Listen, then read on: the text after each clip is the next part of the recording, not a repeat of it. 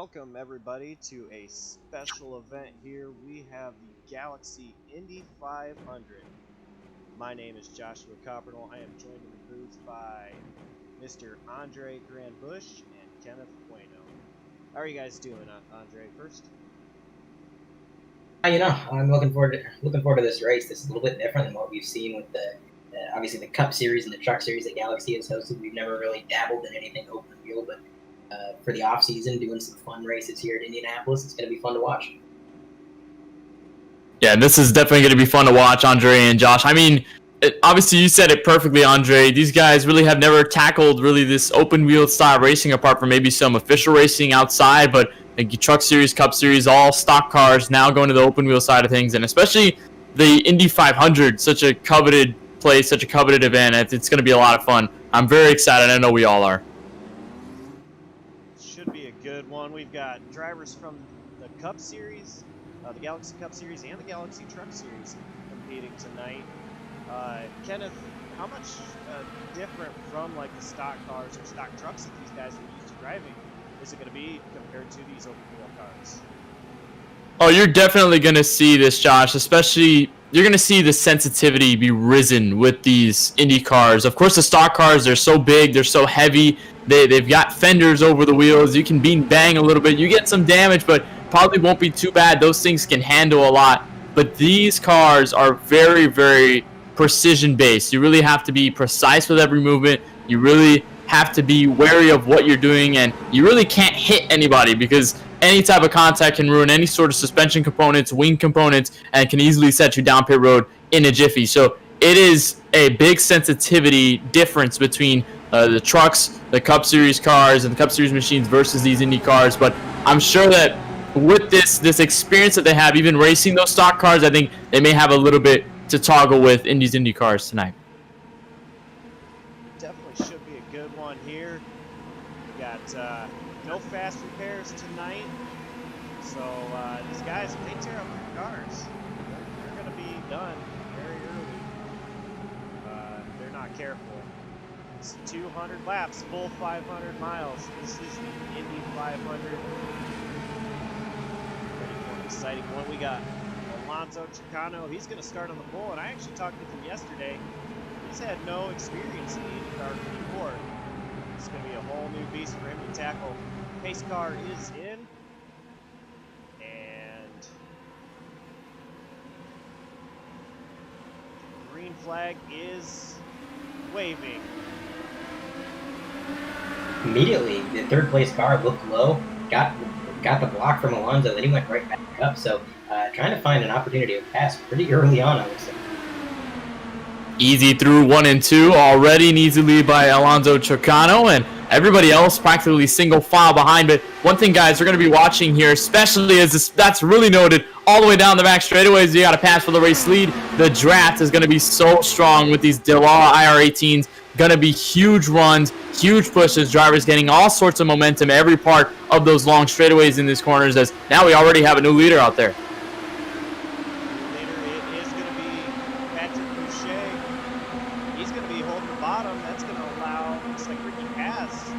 Sneak onto the inside and try to come around Alonso Chicano as well.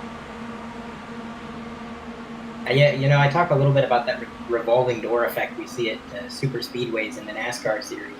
That's just amplified here. I mean, these cars are so aerodynamic. The effect that the draft has on these cars cannot be overstated.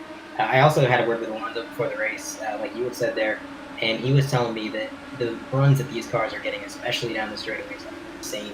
As much downforce as these cars have, they carry enough speed in the draft. You actually have to lift going into these corners. So you're going to see a lot of overtaking consistently throughout the race. And I think it's going to be hard for the leader to really maintain everybody behind them.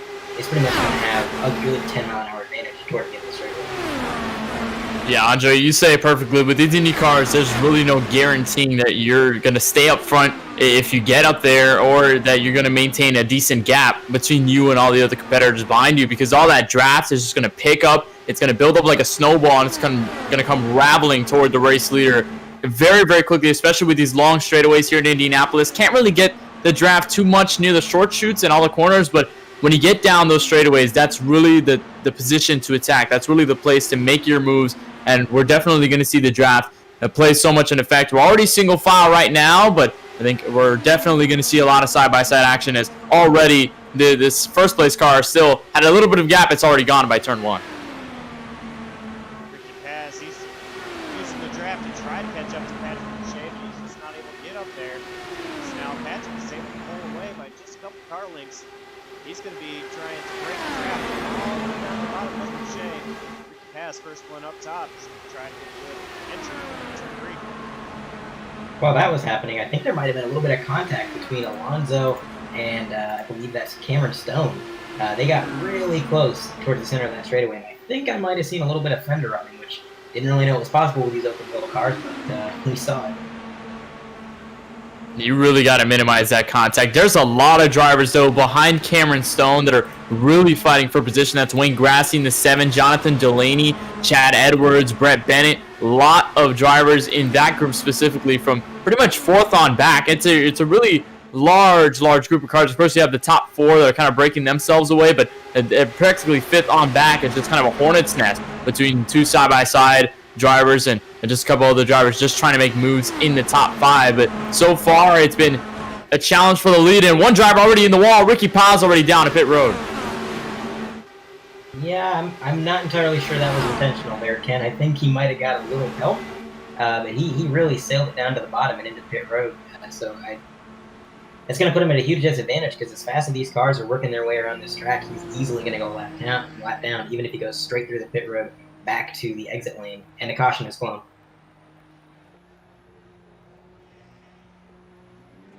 Caution's out. It looks like a couple of cars. Number 5 of Alex Princeton and the 79 of Matthew Gaskins. Take a look to see what happened here. Oh. I tell you what, that's actually a huge break for the driver that found himself going down pit road, because now he is saved from going a lap down. He's probably going to get an EOL for exiting a closed pit lane, but that is a much easier punishment than going a lap or 2 down, having to make your way down pit road. Yeah, that's the contact there. That's Matthew Gaskins, Alex Princeton that got involved in that. There's a huge tumble at the entrance of turn number 2 in that short shoot. And just back to what I mentioned about sensitivity, any sort of contact, any sort of little turnage, anything that really happens between 2 cars and they make contact, it's really more exaggerated in these machines than really anything else on the circuit or really on the iRacing platform. Apart from those huge stock cars, you see just another look at it from turn 2, that contact in the short shoot. Here's an onboard look, and just straight into the outside wall, right over the cockpit there. Unbelievable hit. That's one of those accidents that makes you think maybe they're onto something with that halo, because you said it. He went right over the top of that. That was crazy. All I can say is thank goodness this is a sim, because that was a violent hit for both those drivers. I gotta wonder, guys, what's the strategy going to be like? I mean, they've only been racing for about 6 laps, but I would imagine with the high downforce and with how fast these cars are going, tires got to need quite a bit, right? Yeah, at this stage of the stretch, as actually Patrick Muse stays out of pit road, and practically a good chunk of the other drivers go down. Kevin Steele also was found his way out of pit road. He did not decide to pit. Brett Bennett also didn't decide to pit. But yeah, Andre, the tire wear it's very key in these cars. You're going about 200, 220 miles per hour in these machines, especially key in the draft when you're all there and going through these corners. Mostly when you're all by yourself for a good portion of this race, you're going to be flat out with these fresh tires. You're going to have all the grip. You're going to be able to run flat-footed all the way through this racetrack. But then as soon as the tire wear starts to kick in, you're going to have to lay off the throttle. You're going to have to start really managing your car a little more, because that car can easily get tight on you, can easily shoot up to that outside wall, and all of a sudden your day can go from just hanging in to just down on pit road waiting to get everything fixed. So it is definitely going to be effect. I know we've only been very short in this race, only been about 6 laps, so we really haven't seen tire strategy or fuel strategy, for that matter, take into effect. But it's 200 laps. There's a long way to go to the checkered flag. I'm going to be sure that we'll see strategy somewhere down the road. And we already did see some with 3 drivers pitting, not deciding to pit this time. Kevin Steele, Brett Bennett, and Patrick Mouchet, they all 3 stayed out. So it's going to be interesting to see if they can hold their own on these slightly older tires. And a quote from Patrick Mouchet in the chat as this all transpired, and I quote, "I ain't giving up clean air." So Clean air definitely something that he's going to value above tire wear at this stage in the race.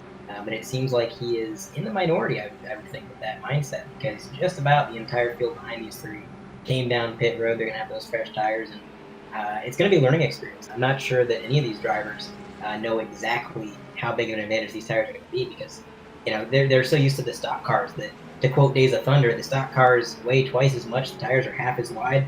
Now they're driving cars that weigh half as much that have tires twice as wide. It's just completely unfamiliar territory for them, and I think they're going to have to really feel it out and just throw a wrench at it and figure out what kind of strategy is going to help them out the most.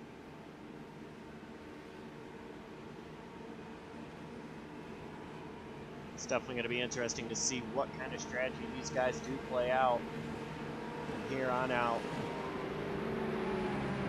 I'm wondering, though, how much those 8-lap-old tires are going to affect Shea, Bennett, and Steele.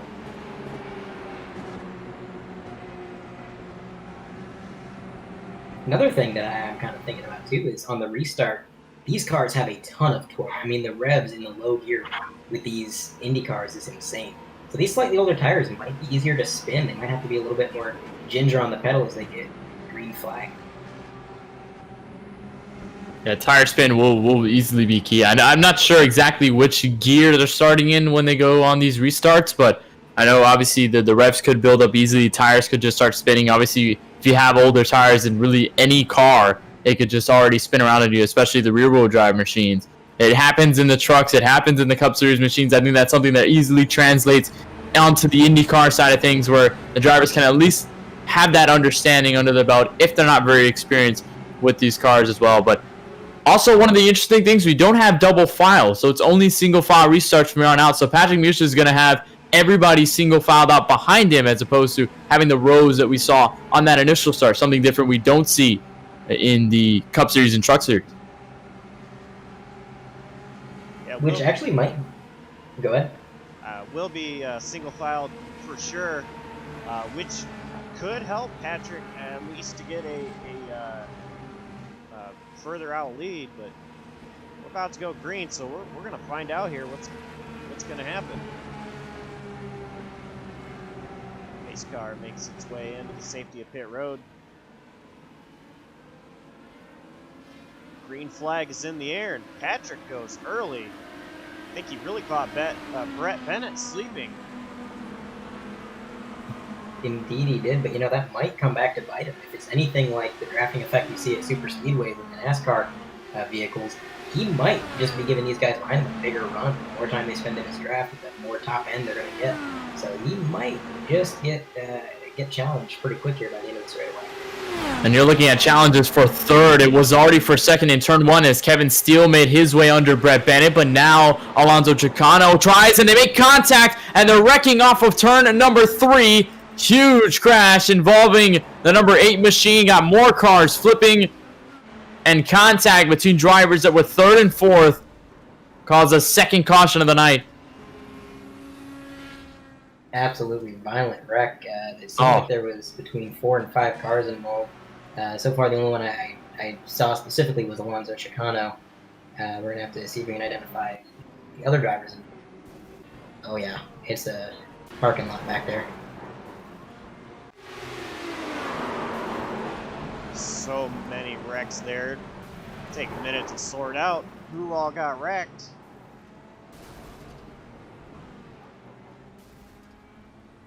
Oh, what a huge hit, that yellow car all the way down there. Not sure exactly who that was, but that was a huge hit to the inside wall.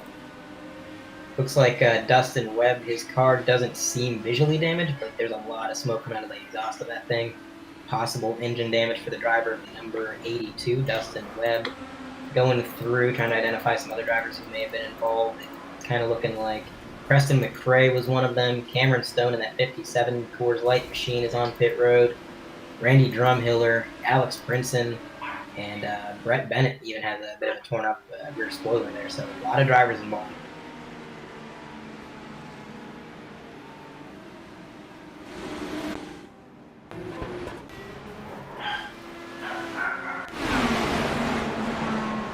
It's kind of interesting that initial wreck right there can sort of kick started a wreck behind them. Everybody was trying to avoid the first wreck, and it sort of had a domino effect. Yeah, it was really tough to manage off into turn 3. It started with that contact of the drivers battling for third with Chicano and Brett Bennett, who already fell back as we saw on that restart, where Patrick just got a huge run, was able to really bounce on everybody else, and then Kevin Steele got by in the entrance of turn 1. Then Brett Bennett starts losing that position to Alonso Chicano going into turn 3, and then all of a sudden, I guess miscommunication caused that contact, and they went around. And that's our second caution already. So it went from a 2-car wreck to bring out the first yellow to a multi-car incident to bring out our second. That's going to really affect a lot of drivers. Already started with 21 in this grid, 14 a lap on the lead lap.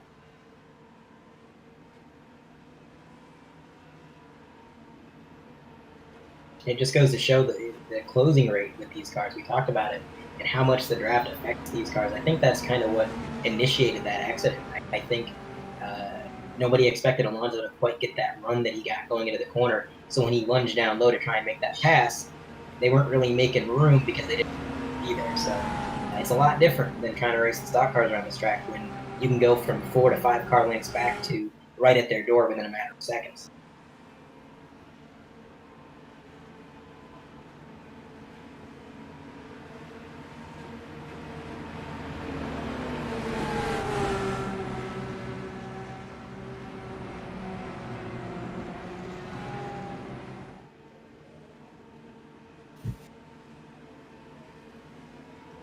Not a lot of pit strategy going to go on here. Patrick and Kevin still out there on older tires and everybody else. Looks like a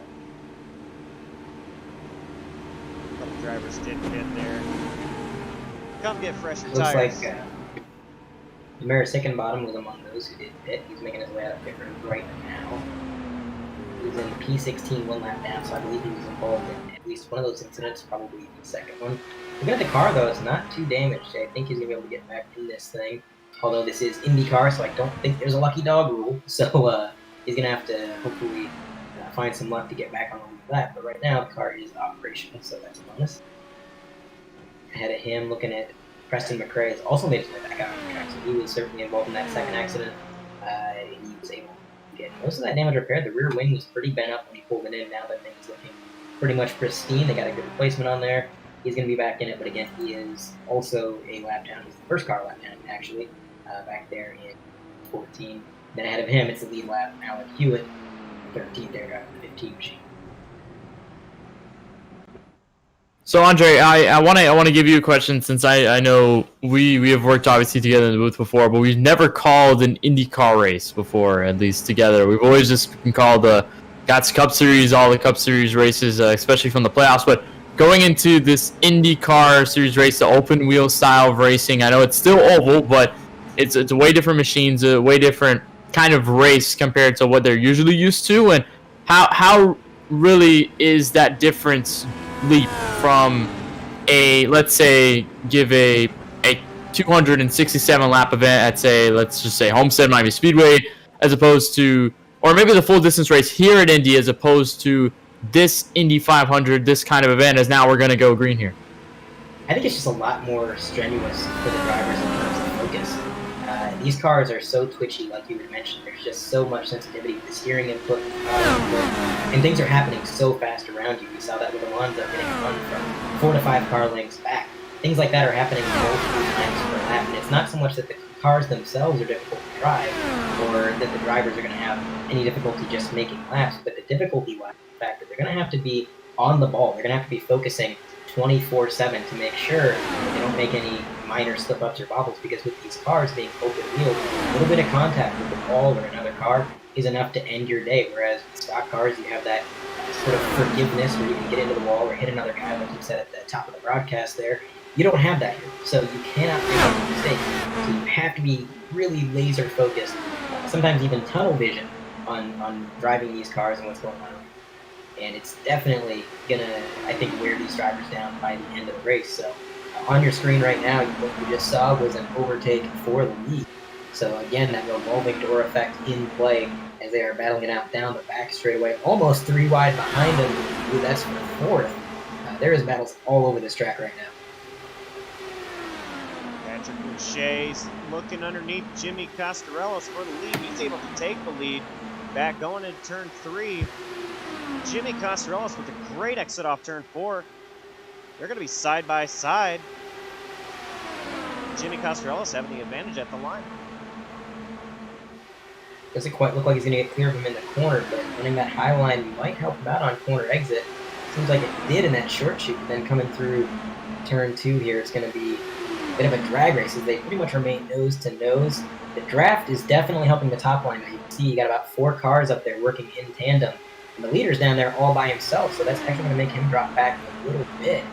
Even with that draft help, it seems like Costarellis was not quite able to complete that pass, and I'm surprised that the leader was really able to hold his own despite the difference in draft there.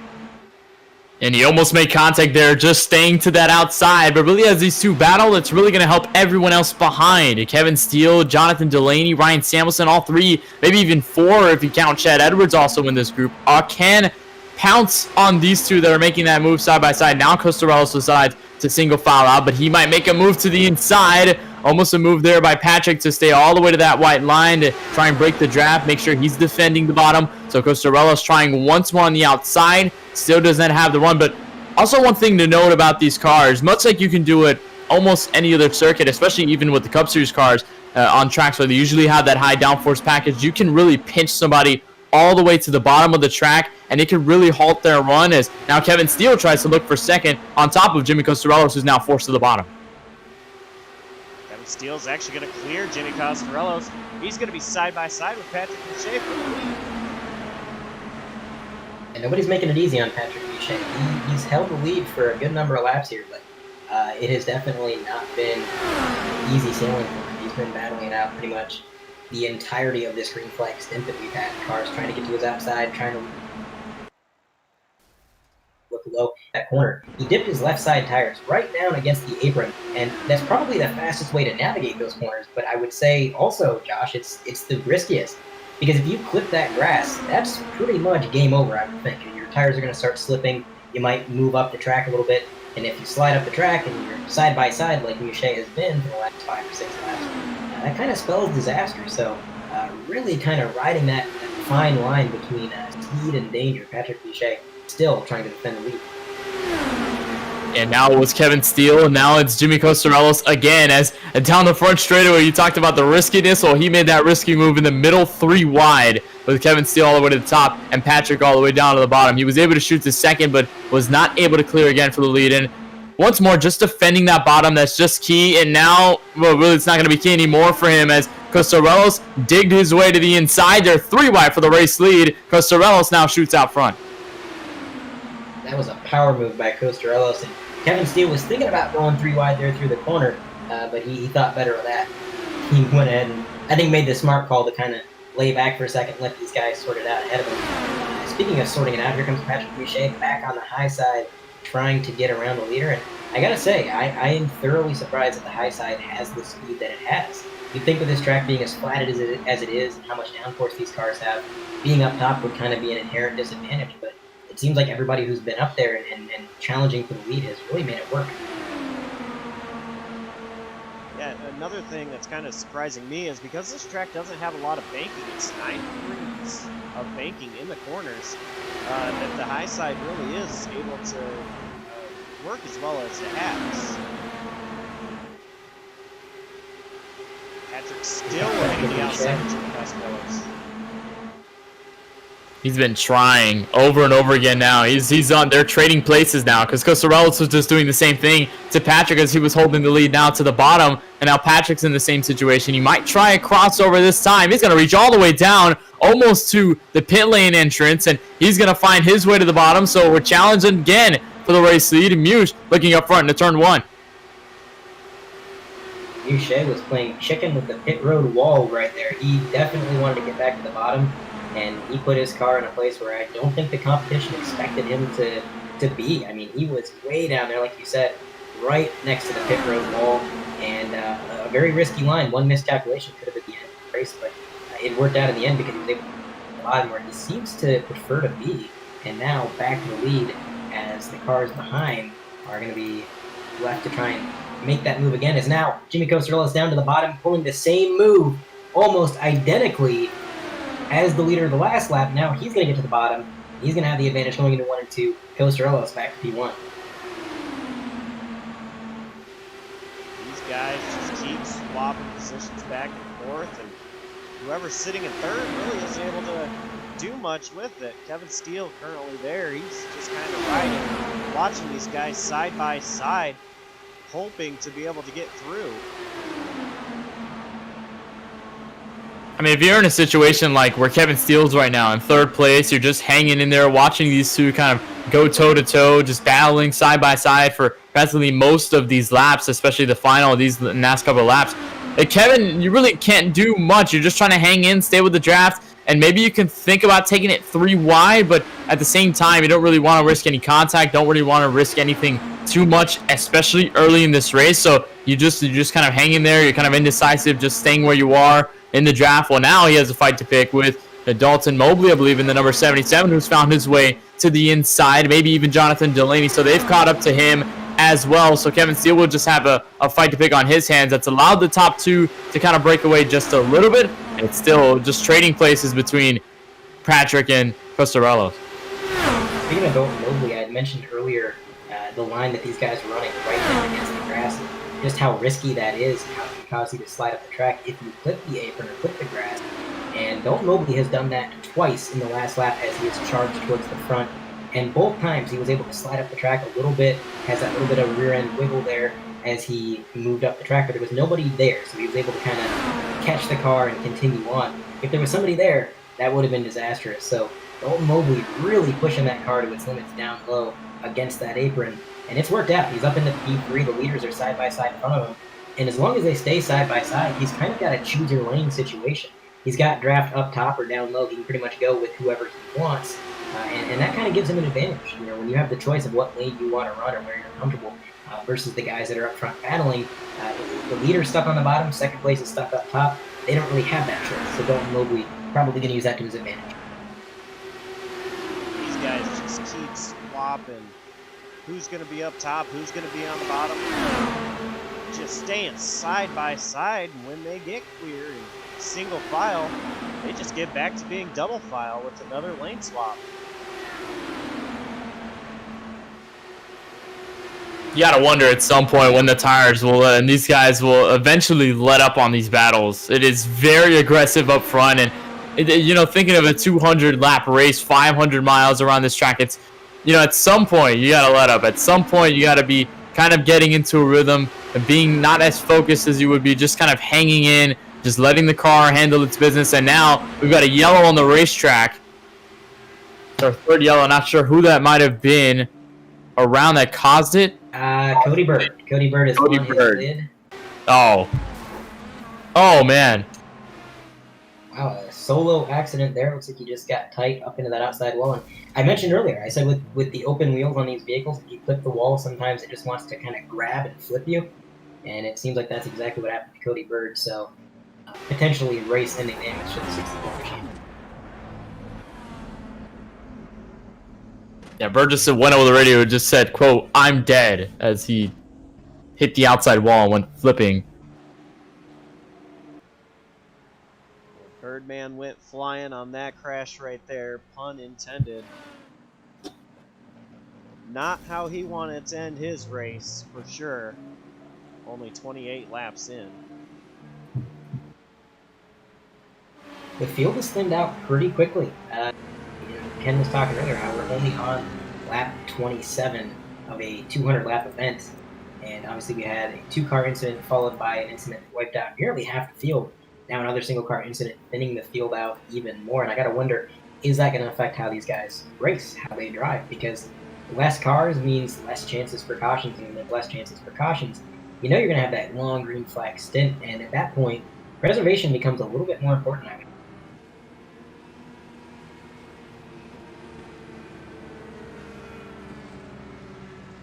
Whoa, and then under caution, Ricky Paz just lost it.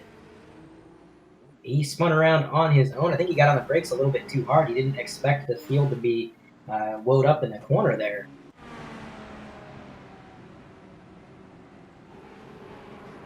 Yeah, just locked up those brakes and narrowly avoids the Napa machine. Oh, Luckily, man. Luckily, nobody getting damaged there, but that could have been something. I think we got everybody on pit road, apart from, I'd say, 2 other drivers.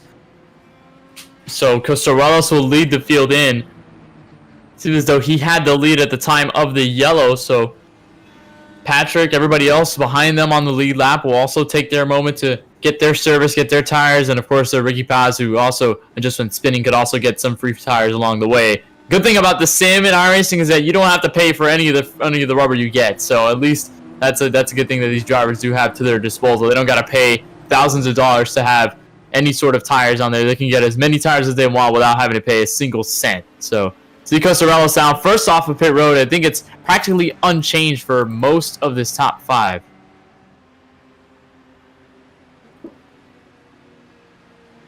Yeah, Costarellos is gonna win the race off of pit road, but he does have a couple cars ahead of him. Damaris Hickenbottom and Preston McRae. Preston McRae has actually found his way back onto the lead lap. So that now makes Damaris Hickenbottom the first car a lap down, and then behind him, the next car a lap down is Cody Bird, but of course that gap is going to extend as Cody has left the session. So really no competition for Damaris. He's the first car on the second lap there.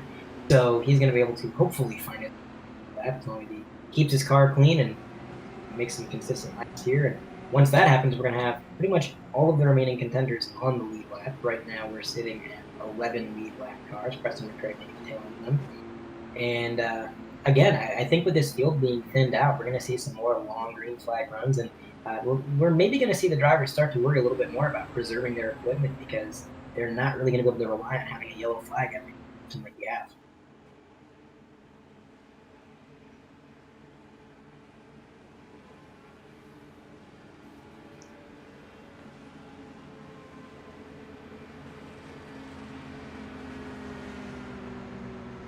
Lights on the pace car are off. Looks like Preston and Damaris are going to go around. Just wave around. So that'll put both of them back on the lead lap. 12 cars on the lead lap.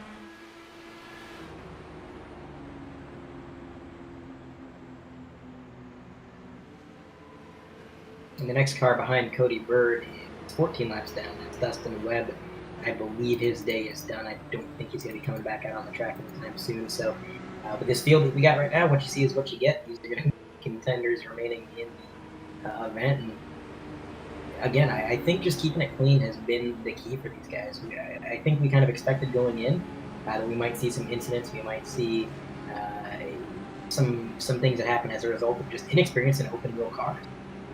So in that situation, if I was a driver, if I was in one of these cars, I would be focusing more on just staying in the game. You know, not so much speed or lap times or making any bold overtakes, but just kind of surviving is sometimes best, especially when everybody's on a very even playing field. There's so much unknown territory in these open wheels because, like we've mentioned so many times, these guys just aren't used to it.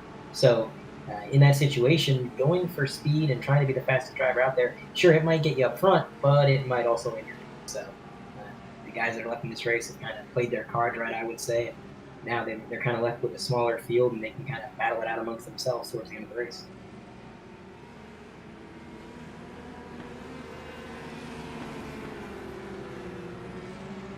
Pace car is coming in. Jimmy Costarellos is going to be going green flag back in the air. Great restart by Jimmy Costarellos.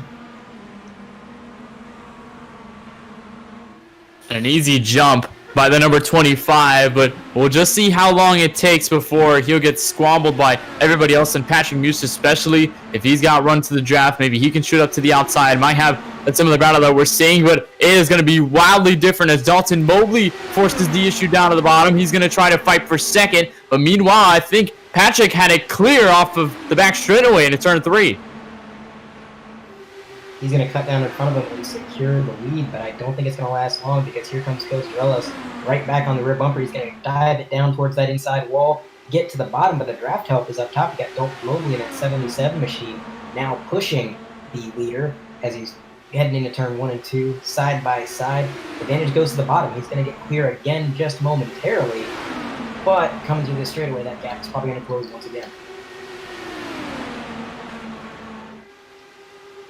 Costarellos was able to go ahead, but Patrick was able to start looking.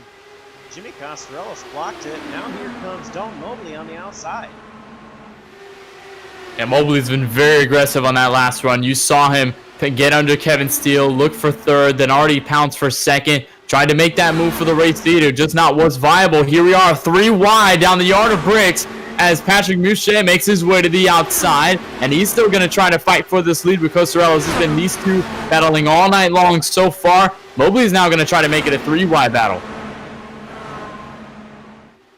It was a bold move. He split the middle, went right between them, went up to the high side, was able to take the lead for just a minute. But then again, that bottom line just got that advantage, and they're going to remain side by side through the corner. And I think the deciding factor here is going to be Dalton Mobley. Whoever he decides to go with, whoever he wins that draft help to, I think is going to get the advantage ultimately. Now he's going with Costarellos. He's going to get to the bottom of Patrick Mouchet as they work their way down the straightaway. And going into turn 1 and 2, they're going to have a slight advantage.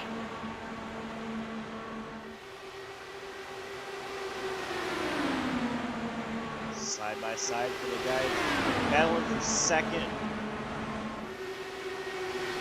This might just be what Jimmy Costarellos wants to see, is those two battling side by side behind him. Patrick Mouchet has got a great run on the outside.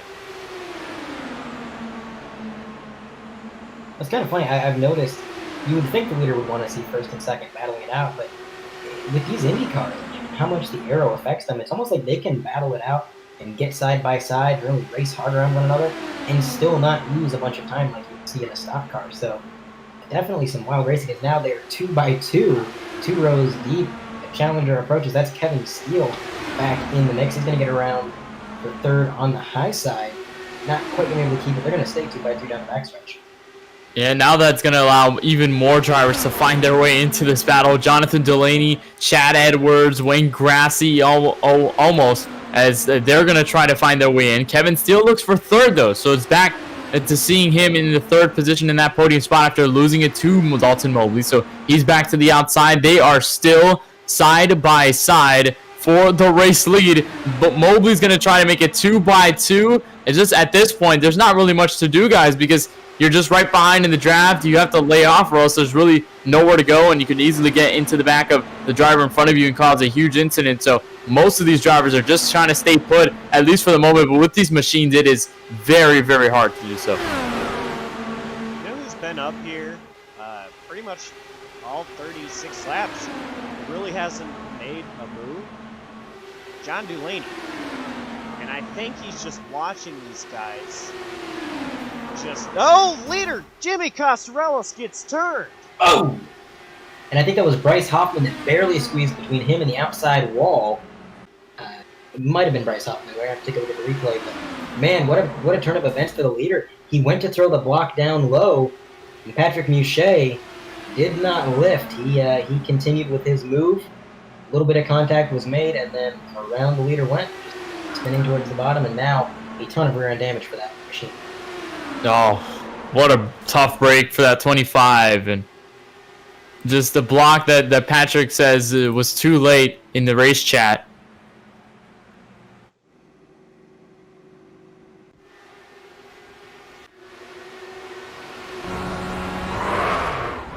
On board with the leader as it transpired. You can see he just sort of drifted down the track a little bit. I don't think he expected Patrick Mouchet to really be quite that aggressive on the attack. Alas, he was. Around he went, and then another car, again, I think it was Bryce Hoffman, but he just barely squeezed between him and the outside retaining wall, and you could not have put a piece of paper between him and the wrecking car. We're going to take another look at it. See, down into the inside wall, back up, and just narrowly avoiding contact there, so very lucky, but not a lot of friendly banter going on in the chat right now. seeing some of the drivers are not too pleased with that move, and, especially Jimmy Costarellos saying good luck and goodbye. He has left the session. And Cody Bird, who is out of the race, is also kind of just chatting with the drivers, giving his input. I'm sure they're appreciative of that. But everybody coming down pit road, not a very long green flag stint, but I think we've seen this time and time again, guys, where it doesn't really matter how long the green flag stint is. These guys want their tires, and they want them now.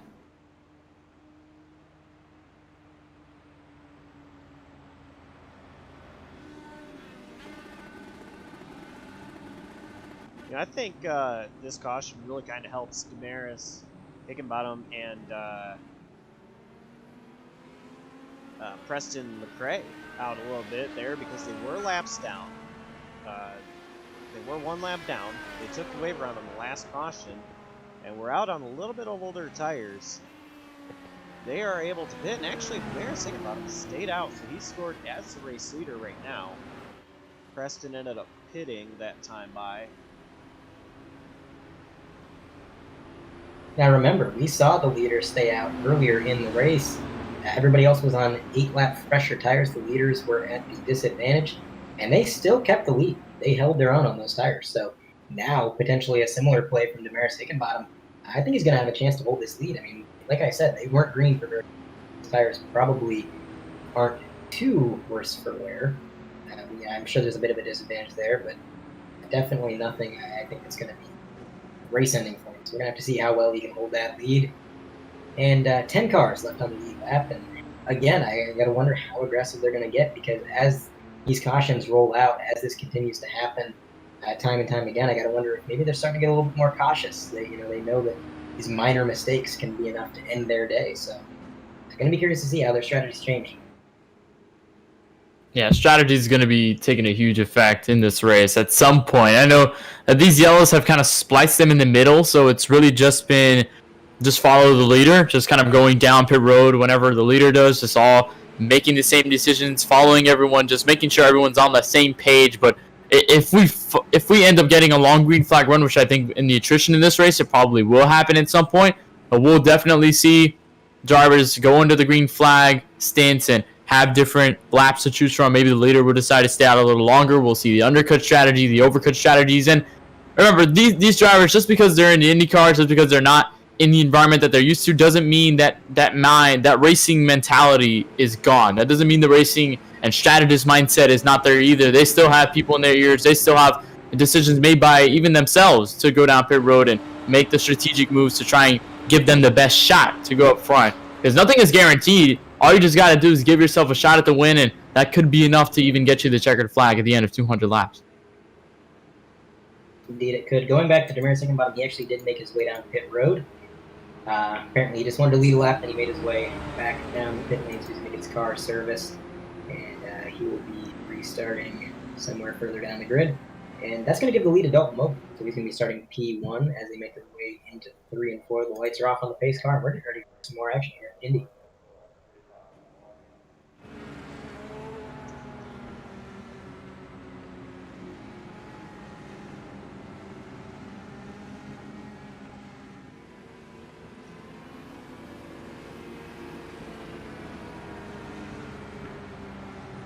Actually, an update to our update. I just came through on my feed here. Damaris Hickenbottom actually disconnected. So I'm not sure if something came up. His car looked fine. He was on the lead lap.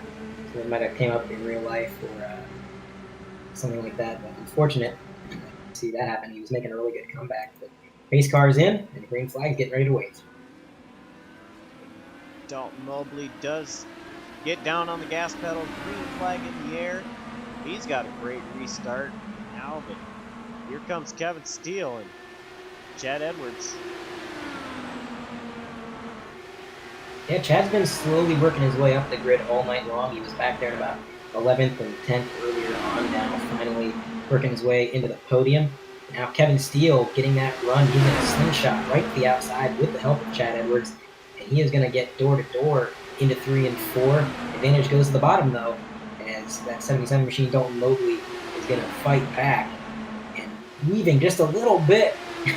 Very, very close. Almost too close for comfort. These guys keep it under control. And Chad Edwards continuing to try and help the Highlines now. The bottom lane has dropped off. That is Jonathan Delaney. You talked about him a little bit earlier, Josh.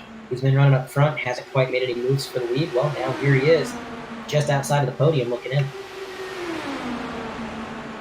Yeah, now that we're seeing these drivers at least try to shuffle around, obviously some drivers that have been taken out, unfortunately, from this. Now we're starting to see even further battling with drivers that are shuffling out. It was Patrick Miche and Jimmy Costarello's fighting for the race lead. Now it's shifted back to Kevin Steele and Dalton Mobley. So Mobley finally gets his shot to be up at the top of this field, and Jonathan Delaney also finding his way as well.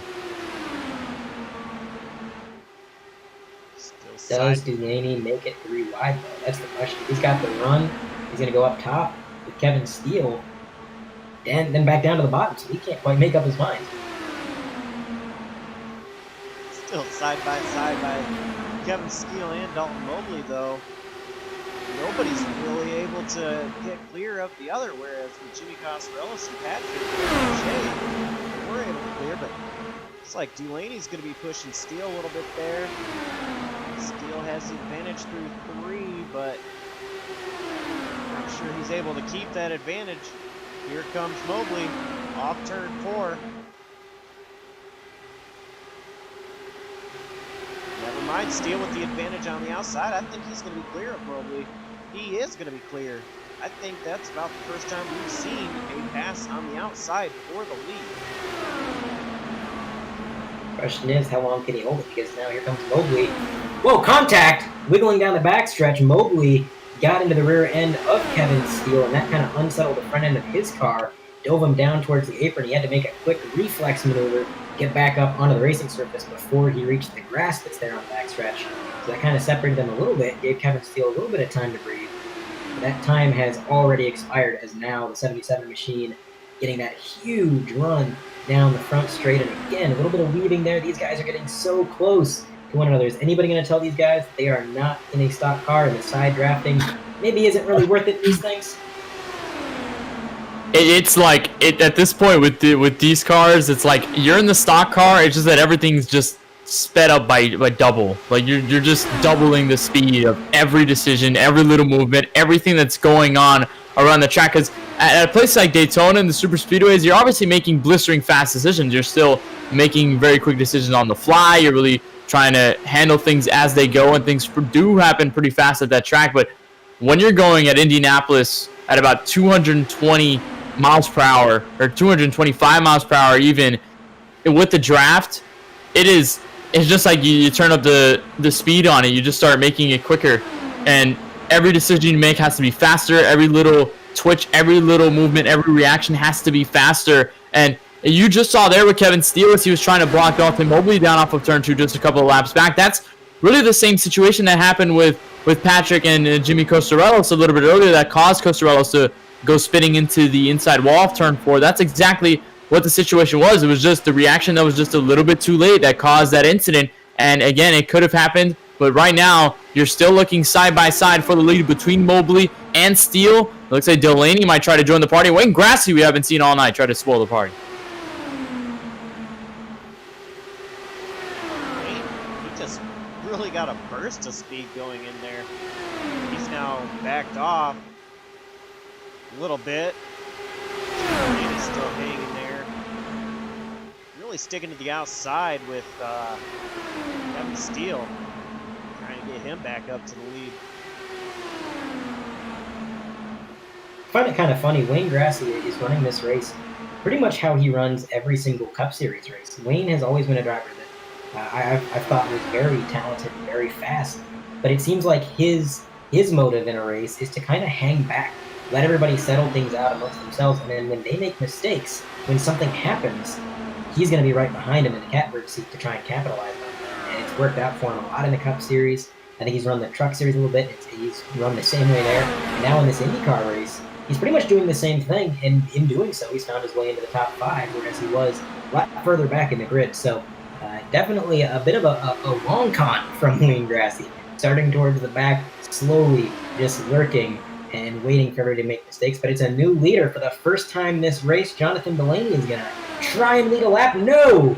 He did not lead that lap. Kevin Steele just barely, by half of a front wing, going to edge him out for that lap lead.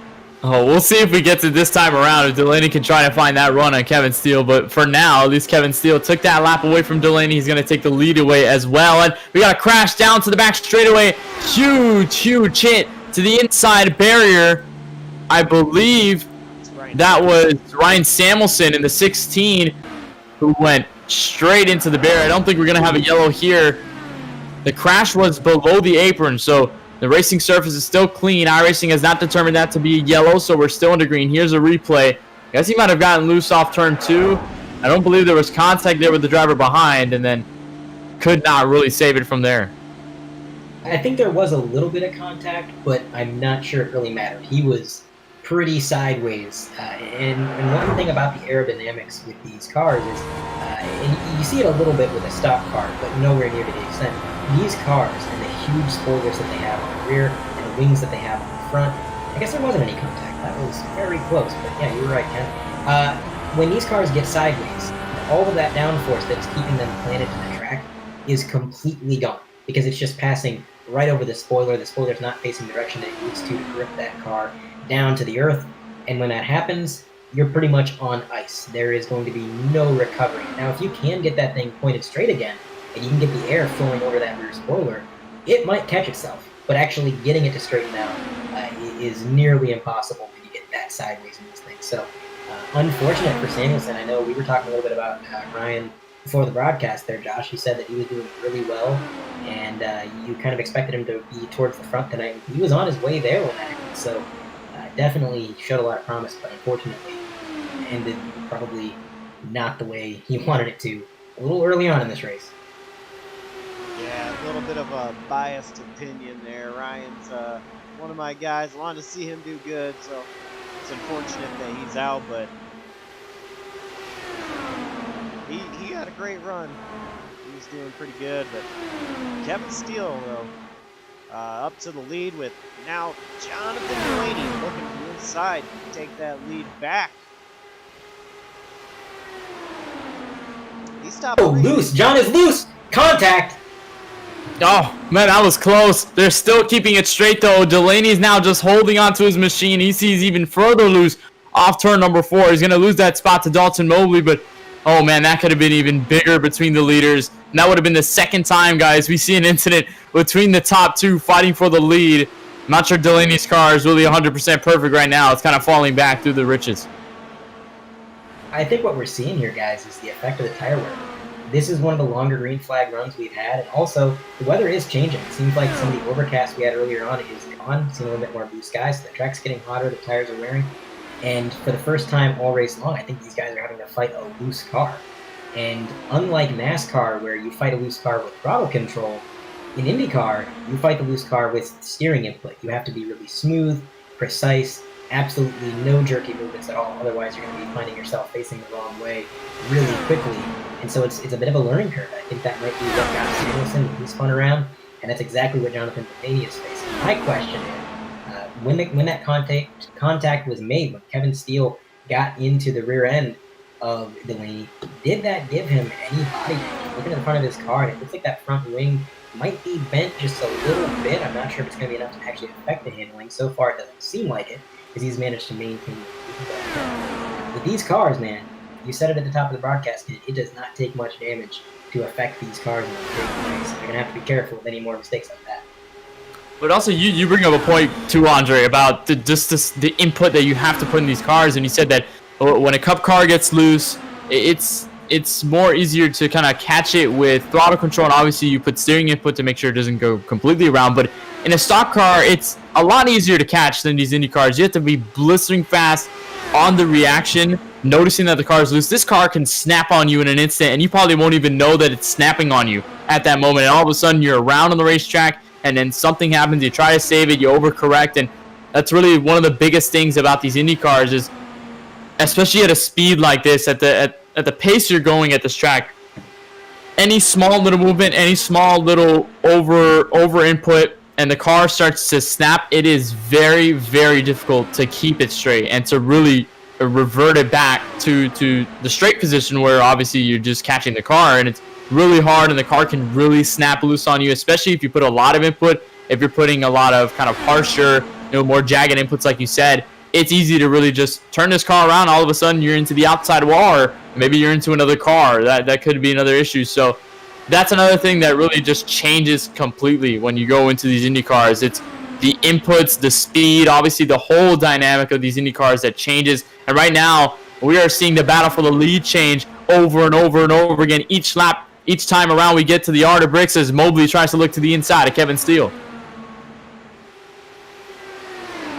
You know, at the top of the broadcast, I compared this phenomenon of having the leader change every so often as the revolving door effect. But at the rate that these guys are swapping back and forth, kind of reminds me of one of those fair rides, you know, the teacups that go around and around. Oh, yeah. There is no revolving door on this one. It's like those, I think it's also those teacups, but also I'm not sure what the name of it is. It's kind of like that really big, it's a really big circle. People just kind of like hang onto the back part. And then all of a sudden you just start spinning. Yeah, there it is. That zero gravity machine, it's spinning like that. It's just changing so much. I don't understand. I don't know how it continues to happen. The draft obviously is helping these drivers with that situation. We're just seeing the lead change continue to go on and on and on each and every lap. I think now Kevin Steele might have it guaranteed for just a little bit, but as soon as you're up front, really you're just waiting for somebody to just attempt to get by. There's really no, okay, I've broken the draft, I'm good enough on my gap, I can hold on and just maybe try and gap away from these guys. There's no answer to yes to that whatsoever. And I can guarantee Kevin Steele is driving more with his mirrors than he is the actual visor of his helmet there, because he is looking back, waiting for those runs. Like you said, when you're in the lead, you're kind of a sitting duck. You're just waiting for them to make the attack, and you try to play the defensive side of things the best as you can, but it's so difficult. Closing rate, I keep talking about it, and it's for a good reason. Stock cars, you might close about a car length and a half down the entire back straightaway, but as we've seen all day long, you can close 4 or 5 car lengths in a matter of seconds. So playing defensive is so difficult. You have to have the absolute best reflexes that you can muster in these cars. But, it is definitely a challenge for these guys. And Jonathan Delaney up in P2 now. He did get around Dalton Mobley, and he's kind of been running comfortably in P2. And the revolving door has pretty much stopped. They kind of stagnated there. The top 3 has been the same order for the last few laps. And I got to admit, I'm a little surprised that Delaney still has the speed that he has, because it seemed like he was really wearing down his tires more than anybody else with how loose he was getting. And additionally, he's got that rear end damage from that slight contact. But despite that, he has managed to run down the leader. He is right behind Kevin Steele. The gap is gone. Now looking to the bottom for the lead. Side by side, Delaney is able to take the lead. Jonathan Delaney led that lap, guys. You want to guess the interval there? 0.001. Wow. Oh, wow. It is just unbelievably close. Each and every time. It never fails to amaze me just how quick these Indy cars are, especially how replicated they are in the iRacing platform, and just how insane these races have been. I mean, even most recently, I'm not sure if you guys have watched, I believe it was just one of the clips from iRacing. I'm not sure whether it was just one of the highlights of the month or what it was specifically, but there was, I believe, just a 3-wide even finish at the line at this track with these specific cars, and there have been just so many clips of insane finishes, wild finishes, photo finishes between these cars, especially at this track, and also at a lot of other venues. They seem to happen a lot, but it is just unbelievable how these cars are, how they handle, how much of a beast they are, especially when you compare them to the current NASCAR Cup Series machines. And just for reference, when it comes to timing and scoring in racing, the amount of actual land that a second measured gap covers changes with how fast you're going. So a 1 second gap at 100 miles an hour is a lot smaller than a 1 second gap at 200 miles an hour. And in a stock car, if you get a 0.001 interval at about 170, 180 miles an hour, that's pretty impressive already. But when they crossed that line 0.001 apart, they were going 230 miles an hour.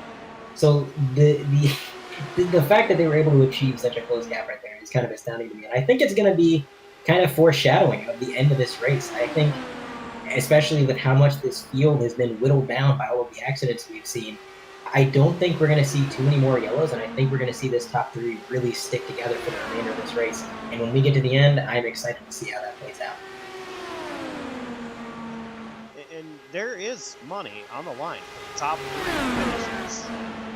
And I think the one who wants to finish first the most is Kevin Steele, so he can save himself $25 because he's the one putting on this show, and he's going to be doing the payout. So the winner does get $25, and Kevin Steele, he wants to save himself that money there. John Delaney, if I know him better than anybody else, I know if it's anybody's money he wants to take, it's Kevin Steele's.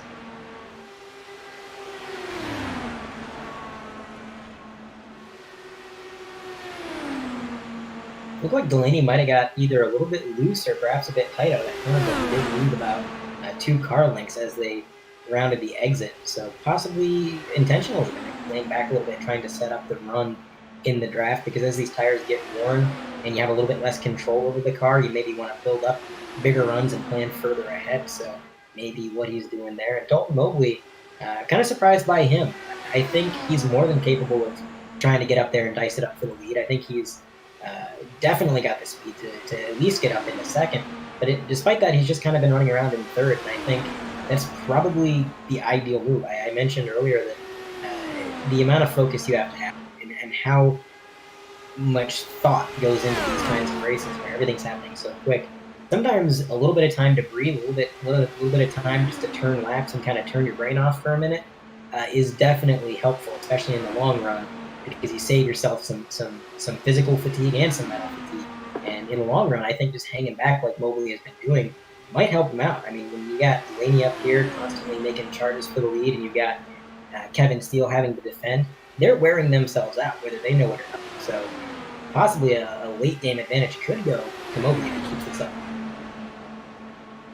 I think everything's kind of calmed down, especially these top three are broken away from everyone else. Talked about Wayne Grassi a little earlier. He's now just about 9 seconds behind these race leaders. So it's gone from him just observing these guys right in front of him to now them all the way shooting in front. I'm not sure what happened to that 7. Not sure whether something may have changed that really slowed him down, kind of made that gap happen, but he's kind of hanging in 4th. Chad Edwards now sitting in 5th. Bryce Hoffman sitting in 6th. Preston McRae 7th. And it's pretty much all the cars on the racetrack right now. It's just these top 3 battling. And I think right now, maybe the mindset is changing, guys. I think we might just see, instead of their mindset being, let's try and race each other, I think the mindset might now be just to survive, hang on, wait for the stint, and then try to execute it the best way you can. 134 laps to go, coming to 133. Really, I mean, for these 3 drivers, Steele, Delaney, and Mobley, there's no need to push it. Just kind of ride it out. I think if you're somebody like Delaney or Mobley here, sitting in the draft, you have a little bit of an advantage by being able to save fuel, whereas Kevin Steele, he's burning up a lot of gas right now. And that's a good point. Come into play here. I think these guys, pit window, I believe, is about 30-ish laps, and we're about there. There's been a lot of times in real life where, just as you mentioned it, here comes Kevin Steele down pit road. So the leader is going to peel off. He's going to get his car serviced, and that's going to leave Mobley and Delaney to inherit P1 and P2 respectively. So I wonder if maybe he was forced into pitting a little bit earlier.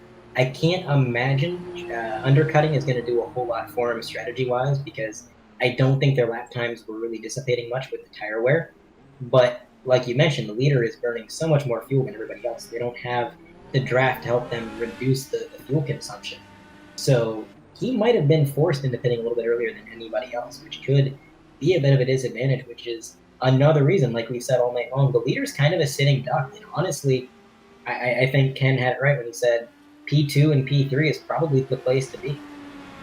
Yeah, the Kevin Steele. I mean, when you're leading that pack and you have no charge, especially when you saw Patrick Mouchet and Jimmy Costarellos battling, the pro that was coming out of that between them battling was they were trading positions over and over again, but they were able to save a little bit more fuel in the process. Because when you're behind in the draft, you have obviously the slipstream to help you, and even if you lay off the throttle just a little bit, you're not going to lose as much speed as if, let's say, you're all the way in the front and you have nobody to draft on. As I think now it's just been confirmed that Delaney has decided to go down pit road. Dodge and Mobley will also follow, so they have made their commands to go down pit road. As Delaney locked up the brakes, might have gotten loose just trying to enter, and luckily did not make any contact with the inside wall, but that's definitely going to lose him some time in the process. But like I was saying, losing that fuel at such an alarming rate compared to the drivers in the draft, that also happens in the super speedway races when you come to the truck series and the stock cars and the NASCAR Cup Series machines as well. When you're the leader in the draft, you really don't want to be there in a long green flag strategy because you're wasting the most fuel out of everybody else in this field. And while everybody else is behind you getting drafted and also saving a little bit more fuel, they're able to stay out a little longer. You're forced to pit earlier than all of them because of the amount of fuel that you're consuming in that process. As you see Mobley getting out of pit road, Delaney really lost a lot of time there. There goes I was gonna Kevin say. Steele. Sorry for cutting you off there, Andre. I was going to say, there goes Kevin Steele, who pitted before these guys, so he is already well ahead of Dalton Mobley, who in the back of the picture there is just coming off the access road. Yeah, that is a huge advantage to Kevin Steele. I mean, that is a massive lead, and even better for him is he is out of drafting distance of Mobley. Mobley's too far back to get any draft effect, I believe. So for the first time, I think all night, this is putting the leader in a situation where they maybe don't have to play it as defensively as they have. So that's definitely going to be to his benefit. But I was going to say, right when they went into pit road, I thought, man, Jonathan Delaney got a really great pit road entry. He was a good 10 car lengths ahead of the 77, and then he locked those brakes up. And we saw that earlier under caution. We saw, I believe it was, let's see if I can find him. I believe it was Dustin Webb, or no, it was Ricky Paz, who locked up his brakes under caution, spun around, and that's another difference between these cars and stock cars. Now, stock cars weigh a lot. You can get on the brakes pretty hard, and it's not really going to do a whole lot to the car. But these things, they're feathers, man. They weigh nothing. When you get on the brakes, it affects these cars in a huge way, so you have to be super careful on the inputs. And I don't think Jonathan Delaney was doing anything heinous. I don't think he thought he was getting on the brakes very hard at all. And of course, if he was in a stock car, the amount of input he gave it would have been acceptable. But in these cars, man, you get on it just a little bit too hard, a little bit too quick, and, well, you pull a Delaney. I want to mention that I think what's really to notice here about this green flag stint and everybody going down pit road, or at least the lead lap cars, all the guys that are still in this race down pit road, the beneficiary to this, or at least the thing that's going to happen, is we're going to see drivers equalize out. You're watching Jonathan Delaney right now. He might not be on that equalized strategy because he's got a little bit of draft, but Steele, Mobley, and Chad Edwards, this top three, maybe even top four, I'd say, they don't have draft. So what's going to equalize is that they're going to use practically the same amount of fuel within each other, which means they're going to be obviously pitting around the same time. And probably we won't see an undercut, maybe not see that undercut or the overcut. We might see just all of them trying to go around the same lap or so. Now that, at least for the moment, the top four have draft, apart from now Delaney, who's going to make his move for third. Or for fourth, at least.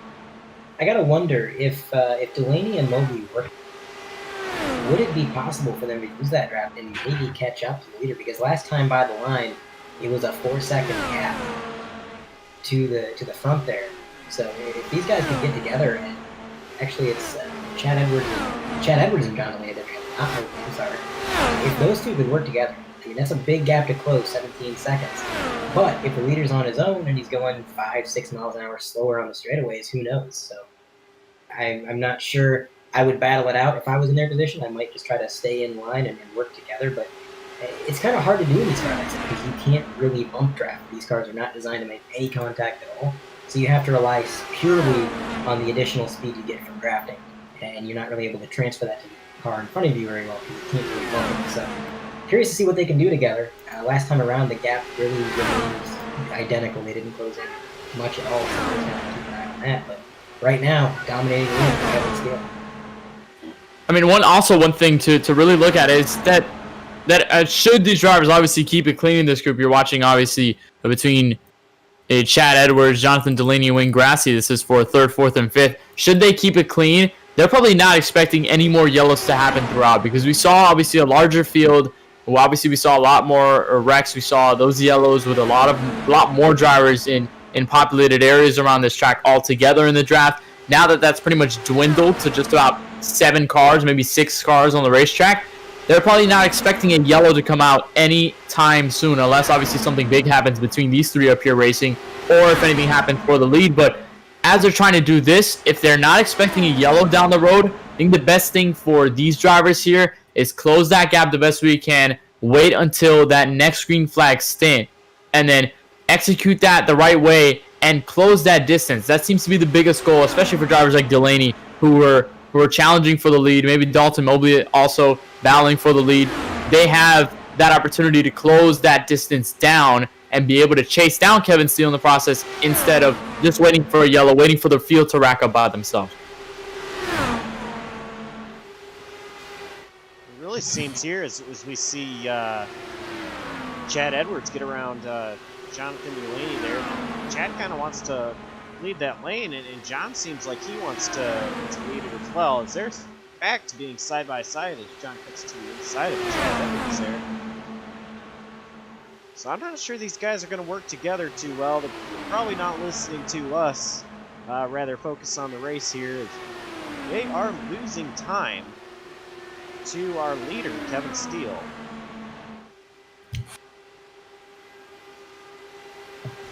Kevin Steele still making great pace despite not having any drafting help. And again, I think a lot of that boils down to the fact that in a stock car, working together is really beneficial because you can push each other, get up on the bumper, and transfer some of that momentum you gain from drafting to the car that's pushing you. And it's kind of like a cycle where you just keep gaining speed and you can eventually close that gap. With these cars, you can't really transfer that run to the car ahead, meaning you have to slow back down and just kind of stay in the draft. So the benefit of working together just isn't quite there.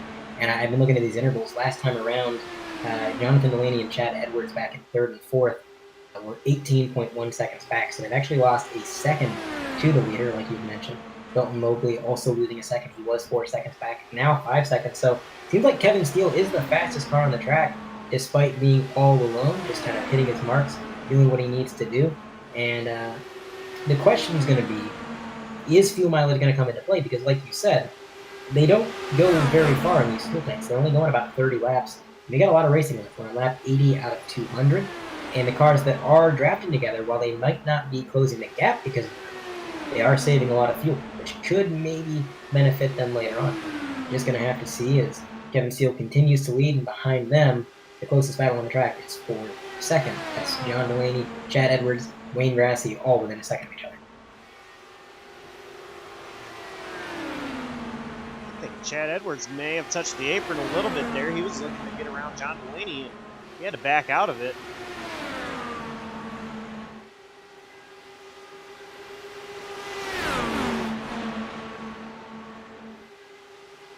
I think Wayne Grassi backed out of something as well, because he kind of lost a little bit of time there.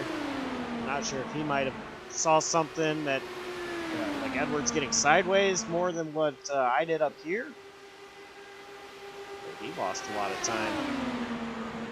Yeah, sometimes when you're following a guy, you see that little bit of the death wobble, and that's enough to kind of scare you into laying back. I mean, we could have seen just maybe not even that Chad Edwards got loose, just maybe that he had actually hit the grass or the apron, and he got lucky that time. But Wayne Grassi's probably thinking, if he does it again, his luck's going to run out eventually. I don't want to be right behind him should anything transpire. So at this point, I can't blame him. Taking it easy is the way to go. There's not too many cars left in this race.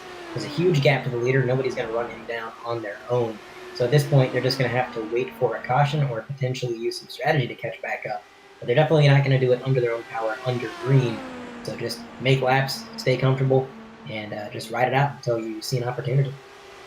Yeah, right now the gap is just way too large for especially for Jonathan Delaney. For Mobley, it was about 4.8 seconds, is now up to 6.3. So Kevin Steele is definitely faster out on the track than these guys right now. But for guys like Delaney, Edwards, and Grassi, they're about 18, 19 seconds behind the race leader. So it is very, very tough to even make that ground up under the green flag. And especially with the state, you're not even going to have enough time to make that gap up unless Kevin Steele just has something dramatic happen to him. But if you're a driver like Delaney, like Grassi, like Edwards, you're probably not expecting that to happen at all. You're just expecting Kevin Steele to just be running his race like everybody else is. So it's just going to be about minimizing that distance the best way you can, because at some point throughout this race, time is going to run out. You're going to have maybe 10 laps left. You're going to have 15, maybe 10 laps, 5 laps left. You're going to have time running out. And if this stays green all the way to the checkered flag, and if it banks on the fuel strategy, you have to nail it out of the park. Because if you can't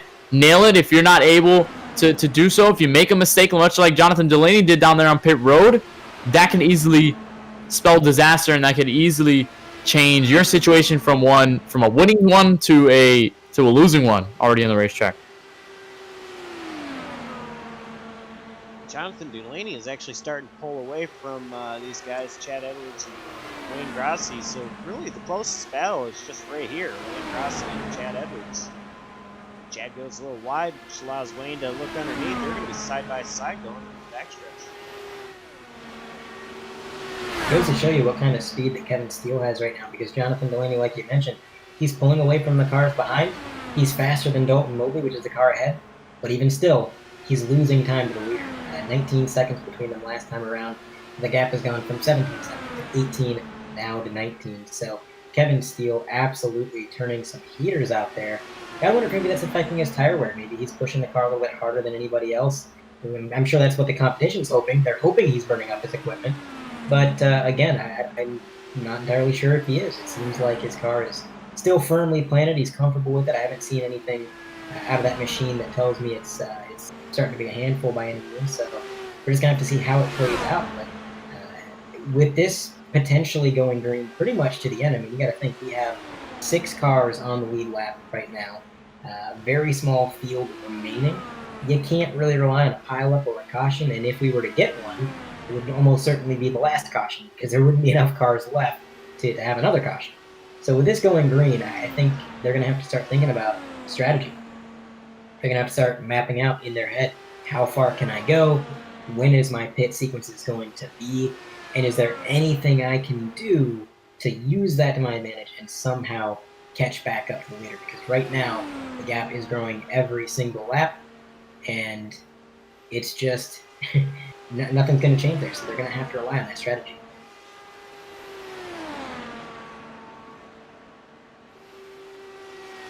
Everybody is all single file and all spread out now. Nobody near each other.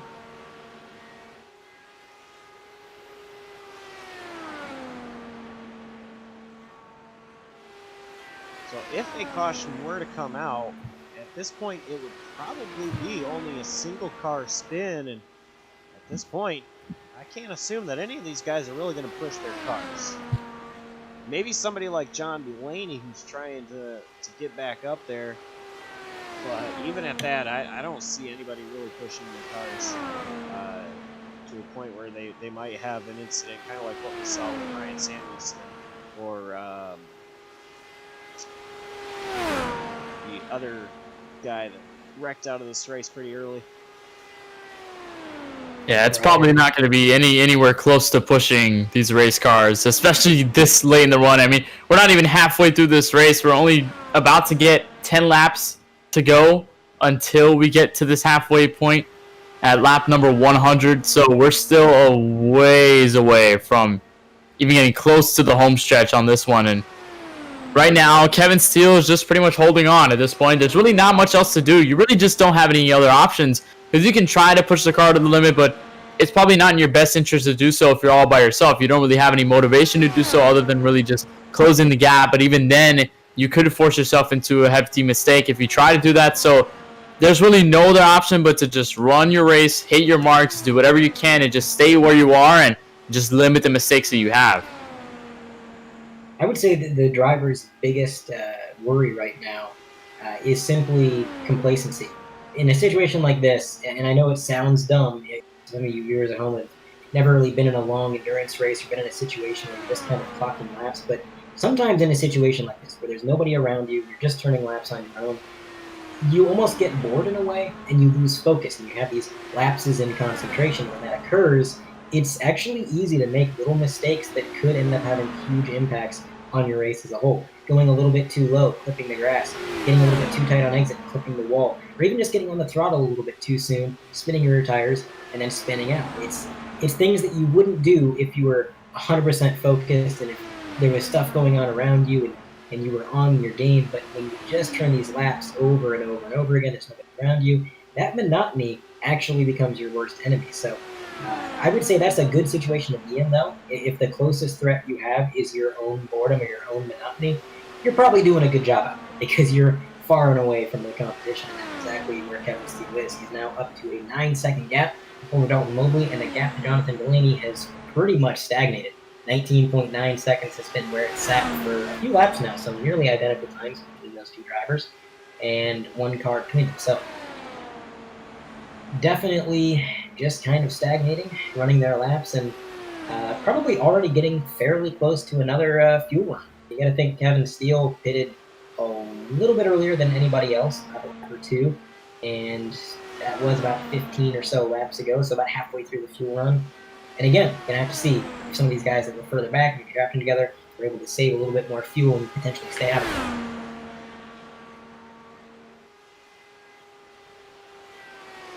It's actually been about 25 laps since Kevin Steele has pit his last time. And he pit about, I believe, 31 laps on his last run. So about, here he comes to 26 laps on his tires now. So about 5 more laps is if he were to stick with a 31 lap run, 5 more laps is what he would run until he would come down to pit road. But he might stay out just a little bit longer, but these guys can't make it too much further than 30 laps on a tank of fuel. So we're probably going to see the fuel strategy start to kick in again. We'll see our green flag pit cycle. We'll see the guys signal to go down pit road at some point, especially as we're nearing the lap 100 mark. Right now, gap is still growing. I'm not sure what's happening between Delaney and everybody else apart from Kevin Steele. Maybe they're starting to save a little more, guys. Then maybe that could also be that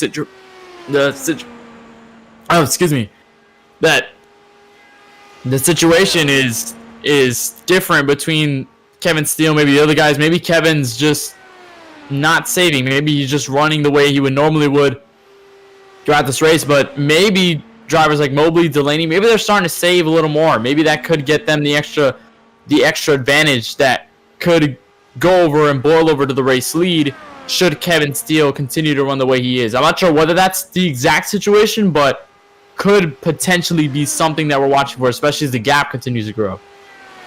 And the more I think about it, I've been doing some quick math in my head, which I am not good at all, so don't take this for gospel. But with what Josh said about Kevin Steele more than likely pitting within 4 to 5 laps, that would be right around lap 100. That would put his next few cycles at lap 130, lap 160, and then lap 190. 10 laps short of the end of the race would be his final stop. So the question is, if you were to start saving now, if you're John Delaney, if you're Dalton Mobley, you're somebody who's a little bit further back, you know you're not going to run later. If you save a few laps, let's say 3 to 4 laps every fuel run from here on out, can you stretch it 10 entire laps? Can you get to the end on one less stop than the leader?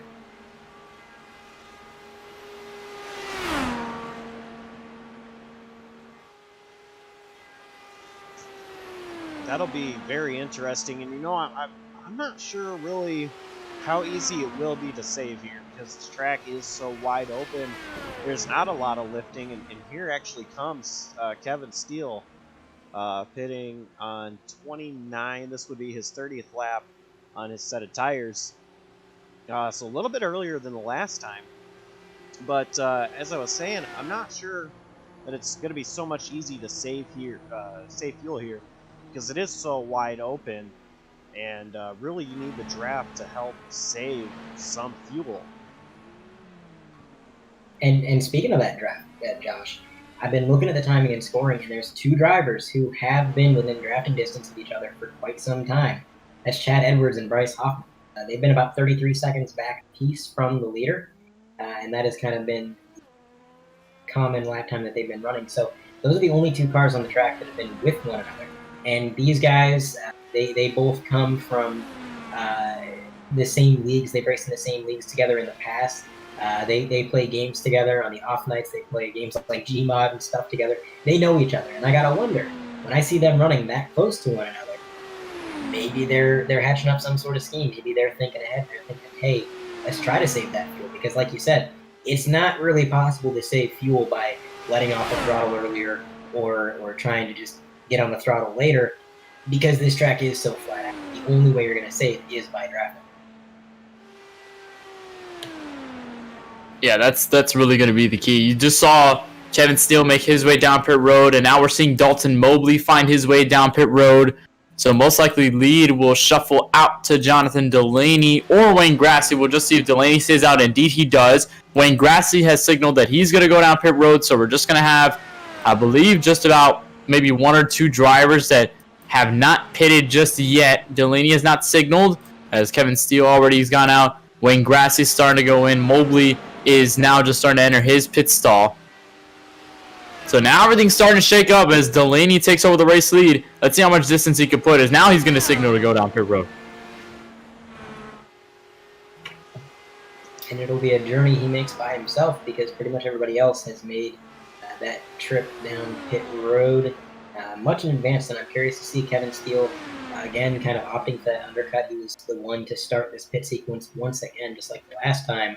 And that gained him a lot of time before. That worked out pretty well, so I'm curious to see, does he extend his lead even further? I mean, he already had a dominating lead, but adding to that never hurt anybody, so we're going to see how that plays out.